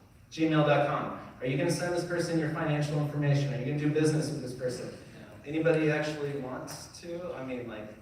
We can sit down and talk on what's wrong with this. But let's see, let's just move a little bit of stuff here. What about now? Feel better? Just one small change. So why are we still, I notice it now, and you're going to notice it too. When there's a business at Gmail, it's the same thing as if it was a bank. We're real estate investors. We are financial experts. So why would we do something that the bank wouldn't? My goal is to be a bank. I think they got a great business model. Everybody should be a bank as well. But this is the thing. Go get your domain name. Jump in. Spend that money to start your business right, because it's not going to just help with the lenders. It's going to be credibility for everybody, because everybody here felt a little weird with that email address, did they not? And now you're going to start noticing it everywhere. So you actually don't need a website for business credit. Lenders they'll get a lot of information about your company from online sources, so it's really better that they get it from your site than anywhere else. If you're going to make a website, make sure the same thing. Your phone number, address, everything matches, and the type of business that you're running matches with what you're representing. Very important. Ooh, this is not good. Has anybody ever experienced this? I hope not. Who's into fixing flips? You've experienced this. What happened? We had an outside outside, they saw the ground. So did everything have to stop? Yeah. How long did it take? So rough. It's still in the process. How long ago did that happen? Last Friday. Last Friday. So it's at least a week that work has stopped. Yeah, it's like 7 business days. Yikes. That's no fun. That's no fun at all. But who has a license of some other type? Now, so this is not only do we need certain permits, but we also need certain types of licensing for a lot of things, right? Who is a licensed professional in this room of any side? CPA, agent, some sort of licensing. This is one of the biggest denials. Now, if you're an agent, you should have some type of company because, I mean, taking stuff in your name. I know that this is a good group, and I know there's a lot of great educational things. I know I've talked to Brett about some serious tax deductions. Make sure, what's the #1 tax strategy? Open a business. Open a business, #1, because why? We have a handful of write-offs versus 400 real estate investors. Over 400 write-offs. Did you know you could write off children? Yeah, diapers to prom dresses. I plan on it. Did you know that a child could do work for your business? Yes. Okay. Did you know that once they have earned income, they could open up an account? Yes. Once they have an account, did you know? Yes. You can match their retirement. Beautiful. Business retirement plan. Then you have little 6-year-olds that have Roth IRAs that are going to be self-directed next year. And that is how you create generational wealth. But I know, that's a whole other topic for another day. But I know that get with, Daryl or any of the great people here, they got a lot of great content. But, back to my point. So, licensing. Okay, licensed people, have you moved or anything since you got your license? Where's your license address? What's on record? If you're using a business, is it the business address? That's a big problem. Just make sure everything lines up. That's a big problem for licensed individuals is that they may have their home address and not their business address. And now we'll create denials across the board. Remember, everything has to line up perfectly. No disconnects because we're beating a computer. So basically, this is the cheat codes to how to beat it. Next thing, bank account. It's where we keep all our money, except for if you're like me and a handyman. I love dealing in cash. Even though I still did tech. We're not going to go down that road. Okay, so anyway, who has a business bank account? Okay, is that address lined up with everything down the line? But, so I was talking to this guy, Luis, the other day, and he's like, great, I know you're doing this whole business credit thing. I've been in business for a while. We've done jobs and everything together. I was like, perfect. I can get you some money. You've been in business like 10 years. Where do you bank? He's like, well, I bank at Chase. I'm like, okay, I just have a business account at Chase. That's pretty good. It's like, no, it's my personal. I just have them right in my name. I get 1099 from people. I was like, congratulations. Tomorrow we're going to start your business. Because in the eyes of the lenders, if you don't have a business bank account, you don't have a business. That's the truth. You're still a startup. They want to see that there's a history of financial transactions. They care about over insufficient funds. They care about everything. But remember, we're doing this to not be on the hook. And everything has to be in line. When is a great time to plant a citrus tree? Yesterday or even 10 years ago. When's an even better time to plant? Today. So if you don't have a bank account, start it today. Like seriously. Well, you can't now, but that's just the foundation. All we've been talking about is, and the reason I stress all of these points so much is because this is the foundation. You can't even start playing the game until you're here. Now we've got to start rolling out the turf. We've got to get moving from that point and move to Dun & Bradstreet. Who's heard of Dun & Bradstreet? Anybody? You? We just went through it 3 or 4 days ago. Perfect. Congratulations. Yes. Give them a round of applause. If you didn't hear it, they just have the Dun & Bradstreet. Who has a DUNS number already? Okay, you. You can't start building business credit without it. You need to have a DUNS number. But also Dun & Bradstreet, they're going to ask you a lot of questions, won't they? You're going to want to know different things about your business and all that beautiful stuff. Did you know there's certain questions you probably shouldn't answer? Okay, that's one of the things we did. I don't remember in 6th grade learning about Dun & Bradstreet. That was one of those things. But what else? Did it cost you anything? $25. $25? Yeah. Oh, that's not bad. I've known people to spend as much as like $2,000 on like their credit builder setup. So the thing is, you can go get a DUNS number for free. They actually don't cost anything. But Dun & Bradstreet run the world of business credit.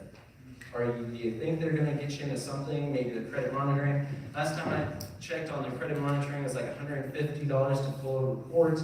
But that's not the only thing. So let's get into that. Once you have that, what are they going to issue a score on? Now, we talked about this earlier. What is a perfect business credit score?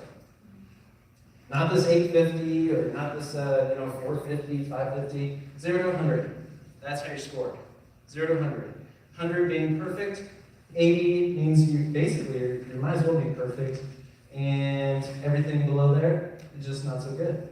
Now, what is the determining factor of this? I heard somebody say it earlier. It's payment history. That's all you have to do. All you have to do is pay your bills on time. Actually, pay them early. But either you're on time or you're early, that's all that matters. How many times you apply? If you go out and apply 100 credit cards, would that hurt your personal credit? Tank it. Doesn't affect you on the business side. You can go out there and apply all day long. What about maxing out your credit cards? Would that hurt your credit on your personal side? It doesn't matter. Max them all out. Just make your payments. Let's say you got that. It doesn't matter if all your accounts are new. It doesn't matter if they're all just lines of credit.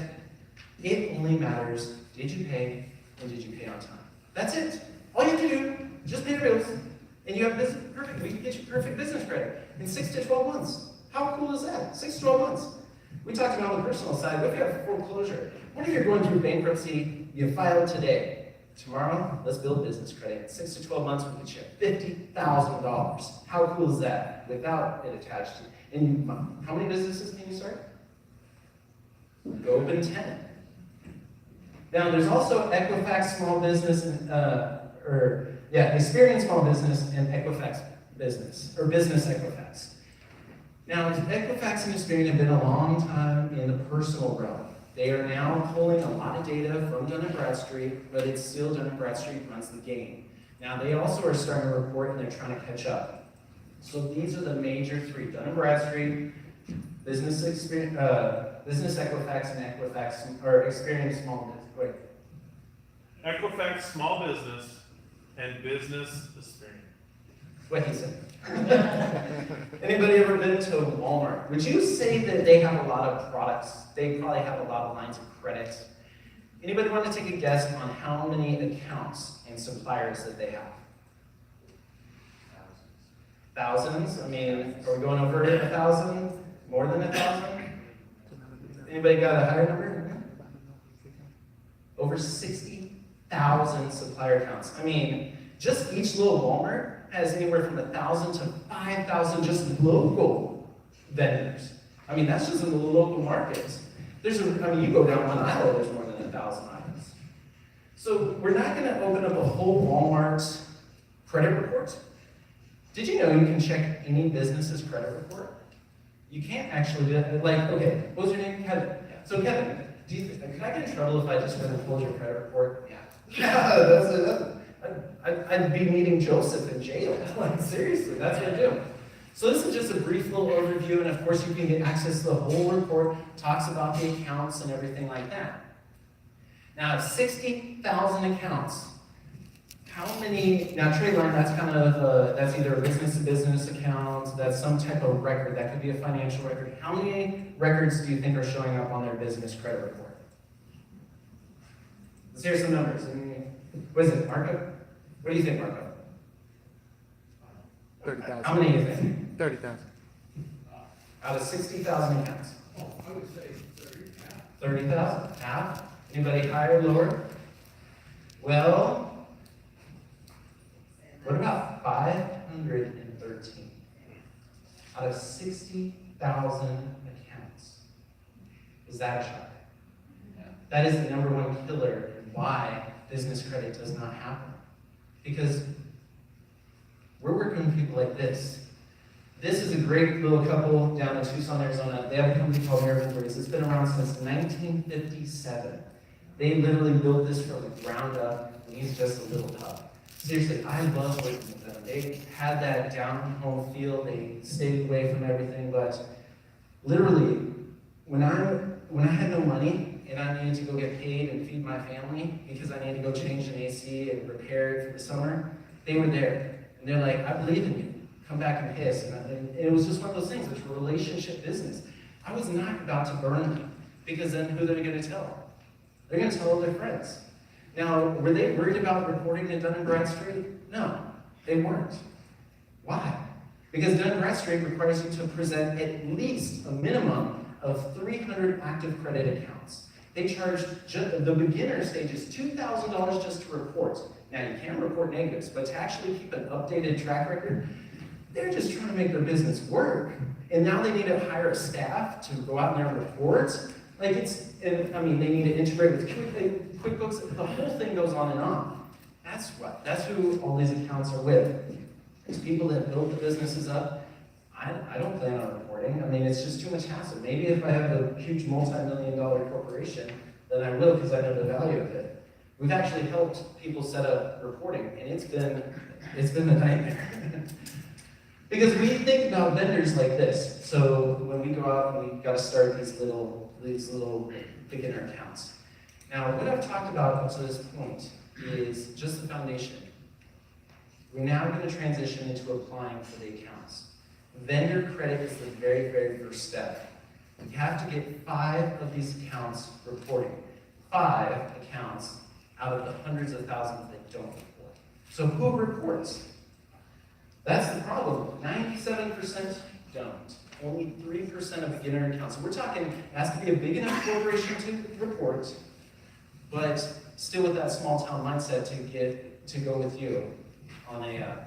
Now there's a great company, I don't have my wallet on me, but we have a great company that actually is owned by Home Depot. And without even having any business credit, the first account we can apply for, you get a $1,500 line at Home Depot. How cool is that? No credit check. That is awesome. Anybody could use a line could that come in handy next week? Seriously. We use it like literally, we use it all the time.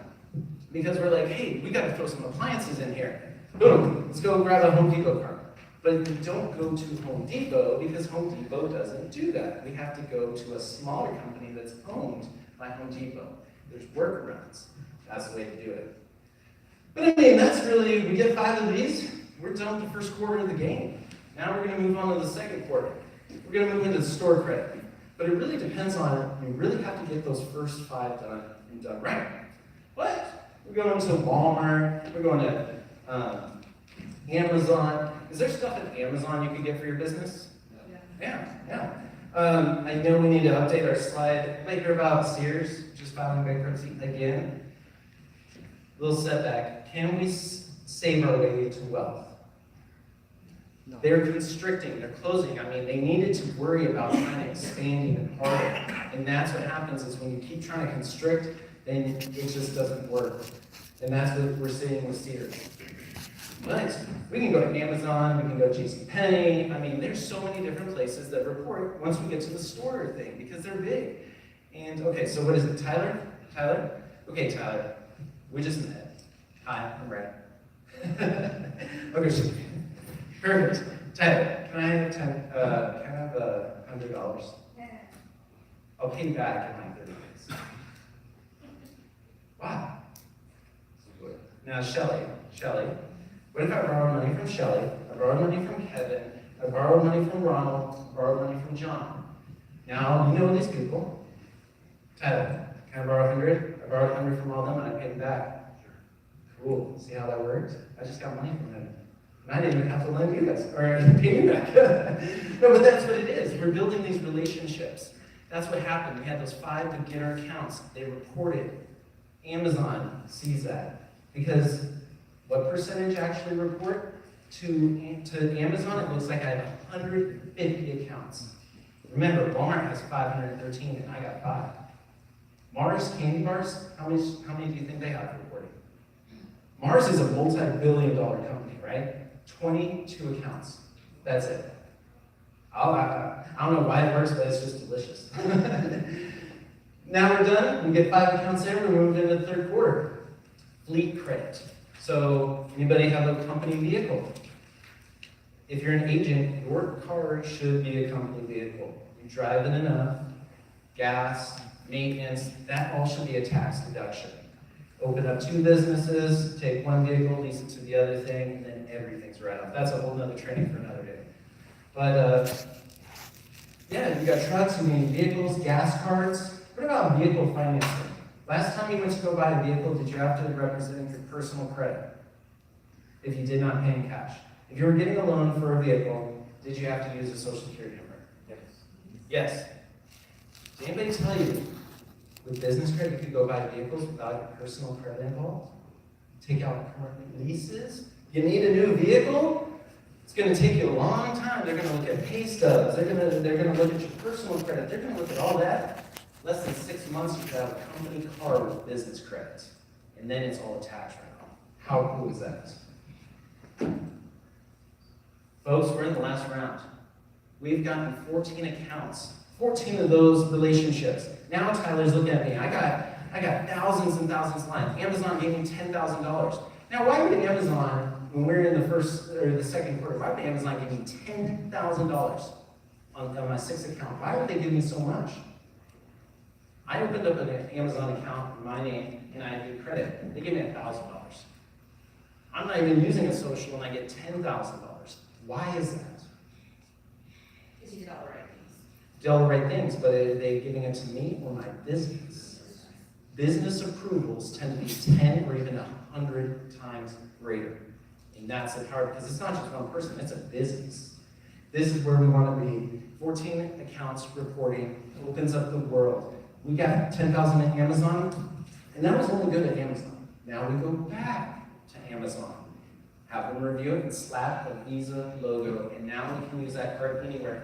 We go back to Costco, have them slap a Visa logo on the Sam's Club, we slap Visa, and then we start to just branch out and apply to American Express and all those places like that. Now, are they going to ask, okay, let's take a step back. Starting with the store credit, are they going to ask you for a social security number?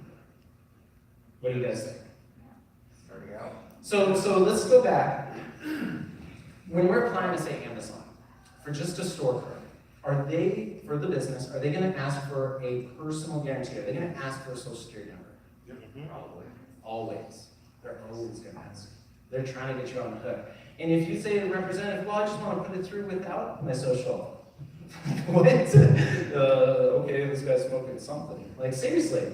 That's where, therefore, use your EIN to apply. That's what we help you know how to actually push it through without putting your social on there. Yeah, that's the beautiful part of it. To fill Seville's sample, they're out of LaPorte, Texas. They've been working with business credit for a while, and I think it's just powerful. I'm going to talk to them. They're authors. They have a business that's built around tax relief for businesses. So imagine you run into a problem in your business, 6 to 12 months paying off IRS and moving forward. So we went to our bank to get a business line of credit, and they turned us down. We got started with financial advisors along with Business Credit Builder program to set up our business credibility and build our business credit. After following the steps, we now secured over $96,000 in business credit cards, just applied for the Platinum American Express, and got approved instantly with no limits. Now we have 4 to 5 different companies calling us each and every day, trying to give us money, and that's a great problem to have. How cool is that? No limit. I mean, this is less than 2 years, but they were a good steward of what they were given. You know, so what happened in the beginning when I came up to Tyler, I just like came straight up to Tyler, I need $100. What did he say? No. Has anybody been in a situation where you needed money? And then you go to somebody and you're like, hey, can I get some money? And nobody wants to lend to you like that. Now, what about when the stock ticker is green? What happens when Amazon is thriving? Everybody's like, hey, I should have bought Amazon stock yesterday. Like, let's get in on board. People want to jump in on something that's rising. And that's the way you need to come from a position of posture. And when you have the funds, and you don't need anybody else's money, then everybody wants to give you money. It's kind of a weird thing. That's economics in a nutshell. That's really what it is. And you may be asking yourself, will this work for you? I guarantee you it will, if you apply the strategic steps to doing it. And please, when you do, Wise Guys and Ties, find us on Facebook, Instagram, and share the cards you're getting. So commercial Abigail and her 9th vendor, JCPenney cards, Crystal getting Uline shipments. We got, let's see, just opened a net 30 account, $1,000 for Mary, Abigail another $2,000, $17,000 Amazon line of credit, no personal guarantee. Awesome. That's great stuff. This is what I love saying. Now JCPenney, you're like, well, what can I get for JCPenney in my business? JCPenney sells appliances and pants. Put pants on your appliances. I don't know, but that's money. Seriously. The $2,600, $4,000, Amazon 4,000. Oh, net 55. So what is that? Net 55. What does that mean? 55 days to pay. Bank of Ray opens up a beginner account for net 30 account. I extend you $100, just like Tyler did. Extend me $100 on a net 30 account. Once he invoices me, I have 30 days to pay him back. Simple enough. That's what it is. 55 days to pay that back. Now here we go, $50,000 line of credit with Pilot Flying J. Any truckers in the room? Merry Christmas, everybody. I mean, seriously, there's some expenses that can be coming up towards the end of the year and have the funds come January to handle that with your business credit. We're talking quick. $4,000. 16, another $3,000 gas card. You may be thinking like, that's a whole lot of gas. $9,000 American Express, $7,000. Luis and his $20,000 American Express no personal guarantee. Okay, I build my credit up over 800, my wife's as well, and then of course we use that. I mean, that's what you do. You run out and get $100,000 in credit cards. I could never get an American Express for $20,000, especially with no personal guarantee. Totally doable, 6 to 12 months. Let's see what else we've got here. I mean, there's just so much stuff. I mean, are you ready to get your cards? Your cards are already on the way. Oh man, that looks delicious. Now, we talked about huge limits here. It's very, very important. Don't bite off more than you can chew. Seriously. I mean, you're gonna get 10,000 here, 20,000 here, you're gonna get these limits, but it's very easy to expand quicker than we can pay that back. Remember, one late payment destroys the whole thing. 3 years. We don't have to go, I mean, you guys have to pay for every LLC every year. Don't mess it up. Seriously, don't mess it up. It's very, very important. Okay, so basically everything that we just covered is all you have to do. You just have to follow those foundational steps. Make sure your business is set up right. Really, that's what it takes. And then go out and strategically apply to starting with the limit. So what if you get business lines of credit and you don't use it? You don't use that particular card or something? Okay. Now, each account requires it to be used at least once. There's different requirements on each account. Some don't want you to pay that, like on a beginner net 30 account, they don't want you to pay that invoice in the same month. But which company is that and where is that company at? You know, Amazon, do they require a $25 purchase or a $50 purchase to report? If they require $50 and you make a $49 purchase, then you just, well, I'm sure you didn't waste that money, but it's not going to help them show up on Dun & Bradstreet. Because it costs them money, they expect a certain amount. I mean, there's companies that ask for $200 for actual to report. But what is that? Once you get a reporting, it's usually good for 12 months.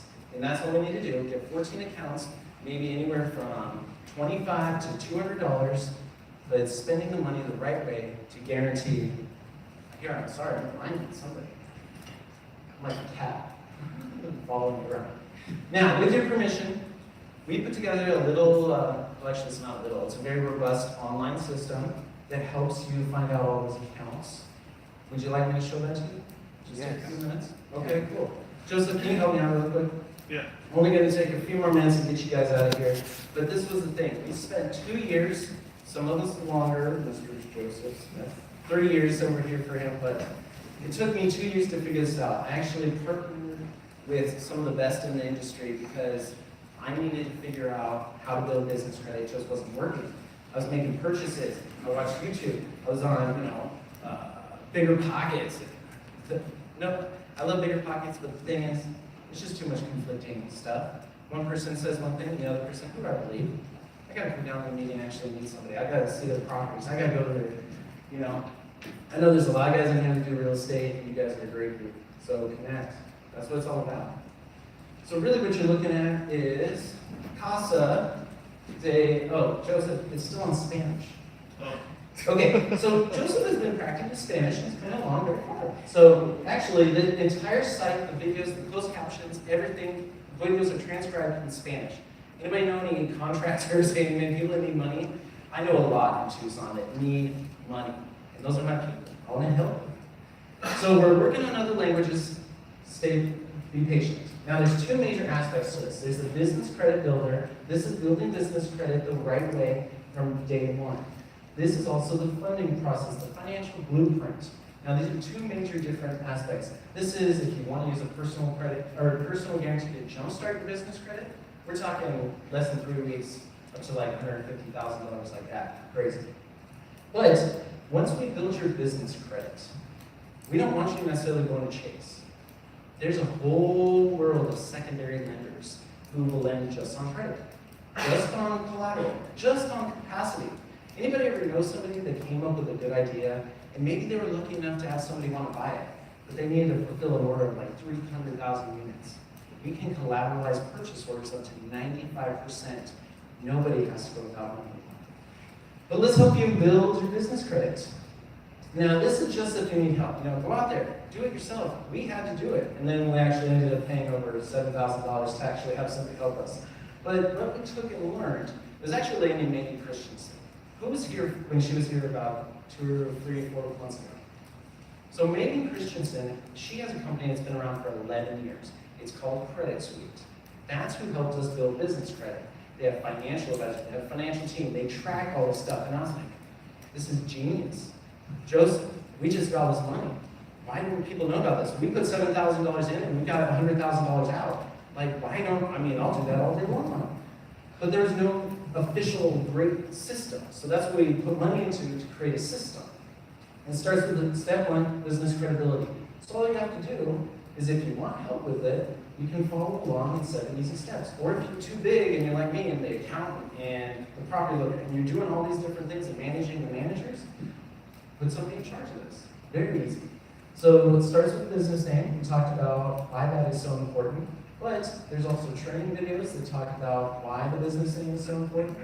We also have resources. So there's a Secretary of State link for every single state in the country. We also have the restricted industry list, so you don't want to be representing anything that's your business is on the restricted industry list, or the high-risk industries. We got dry cleaners, all that. Handgun real estate. But it trains you as you go along. Now, if you already have a business, you can fly through this and just correct the little things that are wrong. Business address, we talked about that. Where's your business located? You don't have the money for the big office? Go get a virtual office. This talks about the importance of so you can also use it as a training program so when you move forward to your next businesses. Resources here, Regis, alliances or virtual offices, but give it to local people because there's always deals. We can get virtual office for $30 a month in Tucson. Absolutely. Now, 411, if you're not in that phone book directory, how do you get in there? Now, there's services, there's like List Yourself, there's Yext. Those are companies that can actually put you in there for about $360. That's to get there in like a week. We actually have a corporate listing account. So when people work with us, they just fill out their information and we submit it as well. Now, the reason you're inputting all your information is so the system understands. But it's not just the system. Credit Suites, that's what we do. We retain their financial advisors and save on costs. So they have a team and infrastructure. We're doing all digitally. So you get a financial advisor, you get a financial loan officer. The loan officers work with you for the next 5 years. 5 years. So once you build your credit, you get all the money you need. Then we got to go and set up our Dun & Bradstreet numbers. What do we say? What don't we say? You actually have a coaching call with a financial advisor that will let you know what to say and what not to say. There's certain information they can actually use against you. They work on data. That's just simply what it is. They have little tricks, and they're going to probably come back and try to get some money out of it because that's what they do. They're good salespeople. We need to go get our accounts reporting. So who are those that report? Well, we have every single account that's willing to work with small companies here. These are the ones that we have proven and tested, and it says pre-qualified, so you just go to apply. And then it answers all of your questions. You're like, okay, well, what's ULON? Well, it reports to Experian and Dun & Bradstreet. It's $50 minimum purchase. Here's what they do, shipping and packaging to qualify. Underwriting guidelines. You need DUNS number, yeah. No personal guarantee, but they ask for prepaid a couple of purchases before giving that 30. We can actually work you through that. I have not ever dealt with a company that needed to be vetted. Except for actually, I was talking to a lady the other day, and she's like, oh, I already did all this stuff. I got a bunch of stuff. Uline wants me to have 10 prepaid purchases. I'm like, well, nothing better is probably in order. Where is your company located? She's like, Wisconsin. I was like, okay, that's cool. How long have you been in Wisconsin? Oh, I live in Vegas. I've never been there. I just saw a guy online who said I should open up a seaport in there because it was cheaper. And I'm like, so wait, you have a business there, you have a virtual office, because everything wasn't lining up, and I was like, something had to be disconnected. But she's trying to ship stuff straight to Vegas. That's where, so once we step back and analyze things, put ourselves in the other shoe, it just doesn't make sense, a lot of things that we do, seriously. We help you set up all the monitoring. That's the thing, monitoring costs money. Each and every account, you gotta figure out who. Experian, Equifax, $75 each. Down Bradstreet, 150 for reports. We actually integrate you and pull it in our corporate account, get in there for like $24 a month when you're actually pulling the reports. Pretty cool. All that data gets straight into the system. That way your financial team that you're working with knows what to do. Say you want to move forward, go to round 4. Well, everything in round 4, you're like, cool, let's go check out some of these accounts.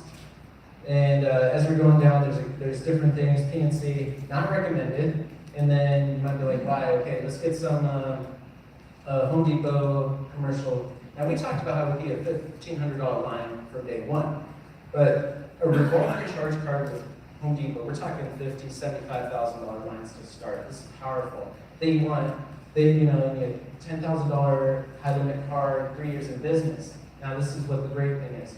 If you don't have 3 years in business, personal guarantee, we will walk you through the steps on how to acquire that. Because they ask for one $10,000 card, you're going to have 5. There's ways to offset it and show you exactly what you have to do and how to do it. It's phenomenal. When we went through this, it was so quick and fast. I was like, dude, $10,000 the first month in vendor credit. I was like, oh, it's crazy. Had a good showing to the world. All right. Now, let's see. That's about it. We have a more extensive walkthrough on our website. Feel free to go there. But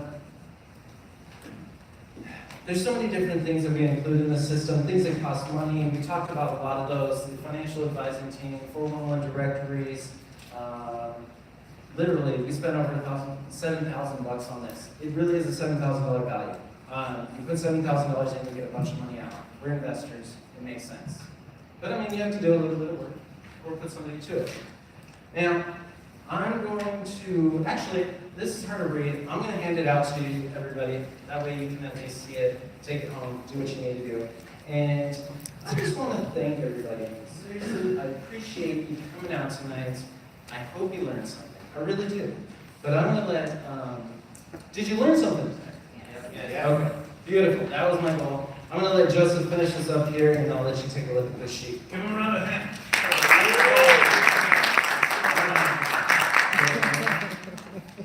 All right, hey, I want to get you out of here real quick.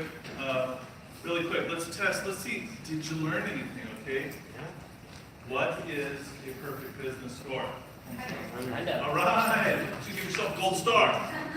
All right, who are the reporting bureaus that we need to monitor our business credit? Right, because if a tree falls in the forest, but no one's there, it doesn't make a sound. Like if you try to establish business credit, but you're not monitoring it, did you establish any business credit? Equifax? No, not TransUnion. Who's the big one? The big one. Business experience. Dun & Bradstreet, remember? Dun & Bradstreet, business experience, Equifax small business. Right, I'm going to take one of those gold stars. No. So what affects your score? What makes your business credit score go up, or what makes it go down? Payment history, right? Pay your bills on time. In fact, we have to redefine what on time means.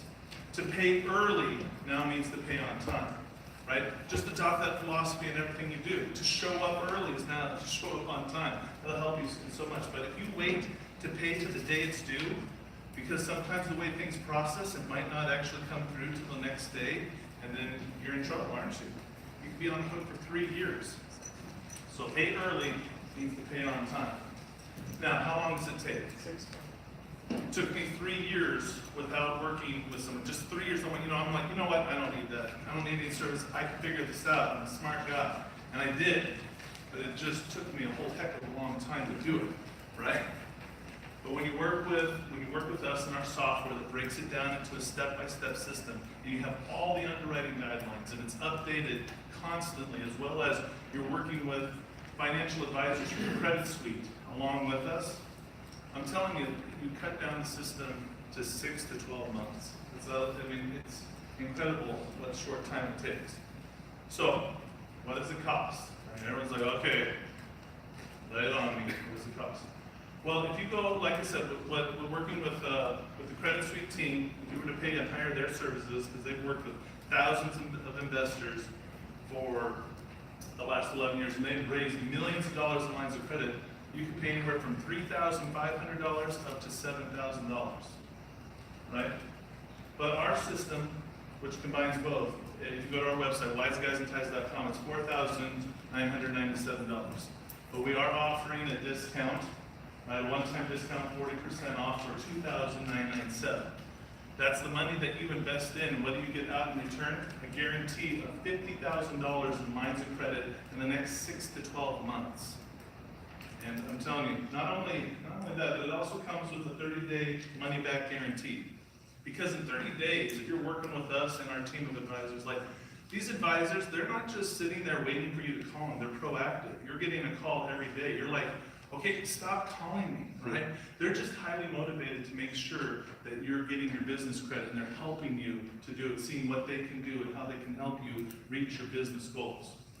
Right? If you haven't blown your socks off in 30 days, you get your money back. At the same time, I want you to know that no one's ever taken us up on this offer. I mean, we've literally helped dozens and dozens of businesses just this year establish business credit.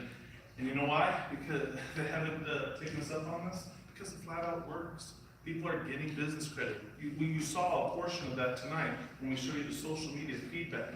I mean, it just starts coming in, right? It just starts coming in faster and faster and faster. You're just like, oh my gosh, where did all this money come from? So not only that, are you going to get that? We're going to throw in some bonuses. The financial advisory team and the loan officers with Credit Suite, they've written a series of books that we're going to throw in, some e-books as well. You're going to get the 9 most devastating mistakes business owners make when financing. You're going to get 12 credit lines and cards that you can apply for right now. You're going to get the definitive guide to building business credit. You're going to get 27 killer ways to get cash financing for your business, right? You're going to get the business credit checklist, and then you're also, as another bonus, I know we're talking business credit, but they're going to throw in a whole book on personal credit. Wherever your personal credit score is now, they're going to show you what you actually can control and the choices and the things that you can make to cause your credit score, wherever it is now, to go from that to an excellent credit rating. As well as, right now, we're going to throw in our book. Now, it's not quite done. We've been working on it for a better part of a year. You know, all it needs now is just a little bit of whipped cream and cherry, and we'll be done. But we're going to throw that in as well. It's what we've done is we put in a lot of chapters where we go into great depth in showing you step by step how we've done it and how you can build your business credit. All of the different rounds and the different vendors. We're going to put that all in one resource, one book that you can have. So we're throwing that in as well. That's over a $300 value as well. So I can go on and on and on about business credit. I really could, because it's changed my life, it's changed my family's life, and it's changing the lives of a lot of the business owners that we're working with. But I actually decided to bring somebody with me, so I came here from Arizona. I brought a business owner from Sierra Vista. He is in the real estate business. You might have seen him before. He actually has a YouTube channel where he teaches coaches, mentors, and trains folks on business, how to set up a business, real estate investing. He has advanced financial strategies. He has over 12,000 subscribers. Gosh, well, he's reached over the 250,000 viewers or views. But here's the thing. This guy has been using business credit, and I want to bring him up. Mr. C.J. Wallace, come on up. Give him a hand. Come on up here. Hey, would you do me a favor? Tell these folks here, straight from your heart, what business credit has meant to you and your business. Oh, absolutely. Listen, thank you so much. How many realtors and real estate investors we have in here right now? Okay, you are my people. All right, so in real estate, what's a pretty important element in our business? There you go. Capital, right? That's another one, right? Capital, money. And what do we use that money for? Marketing, investing, right? And office supplies, right? So when we're using that money, what is it that is important to us? Getting that complete, right? Okay, we're gonna say office supplies, marketing. What else is it that we need that for? I'm gonna say it for a little word, for a little F word, right? It's gonna be fees, right? Remember those fees. So, and pardon my French. So, when knowing all this, since I connected with Wise Guys and Ties, in less than 2 weeks, I was able to secure $3,000 in trade lines, okay? And I only knew these guys, I started working with them for 5 weeks. So, like a wise man once told me, do something today that your future self will thank you for.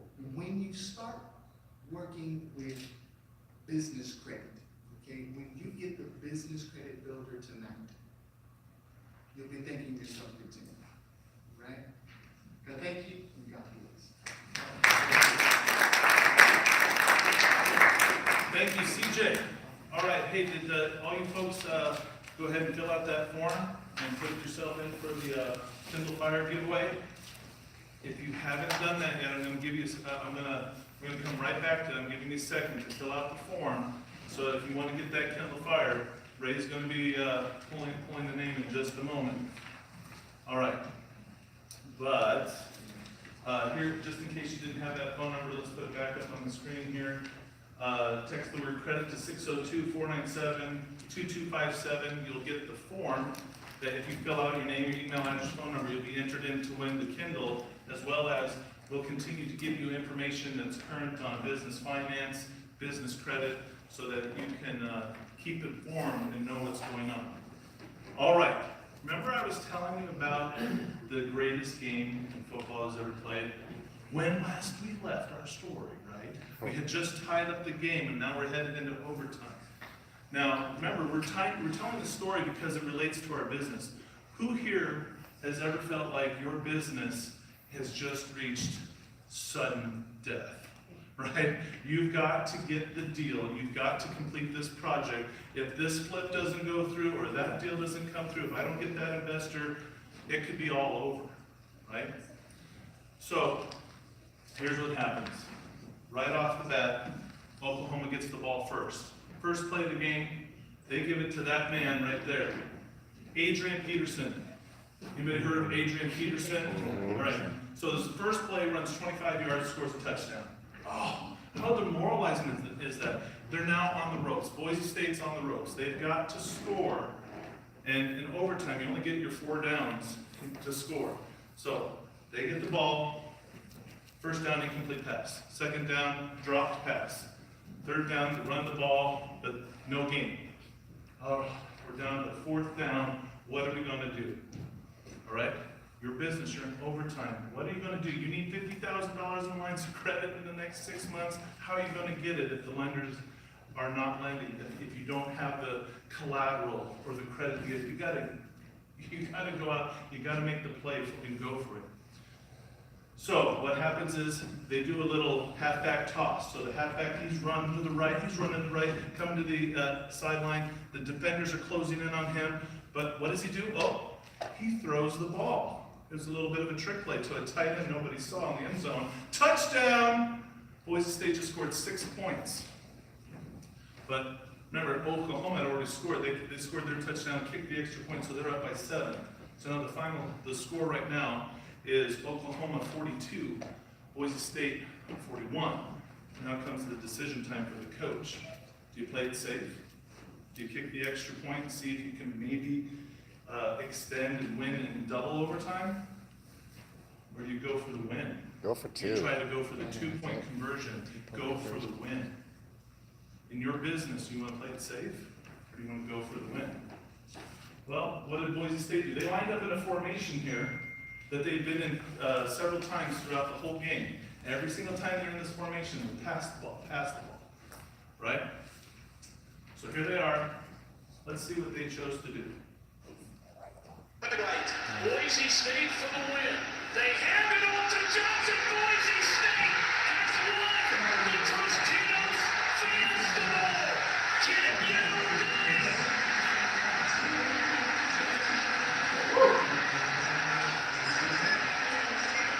I'm gonna see that again. So That was quick. Score 43-42 Boise State.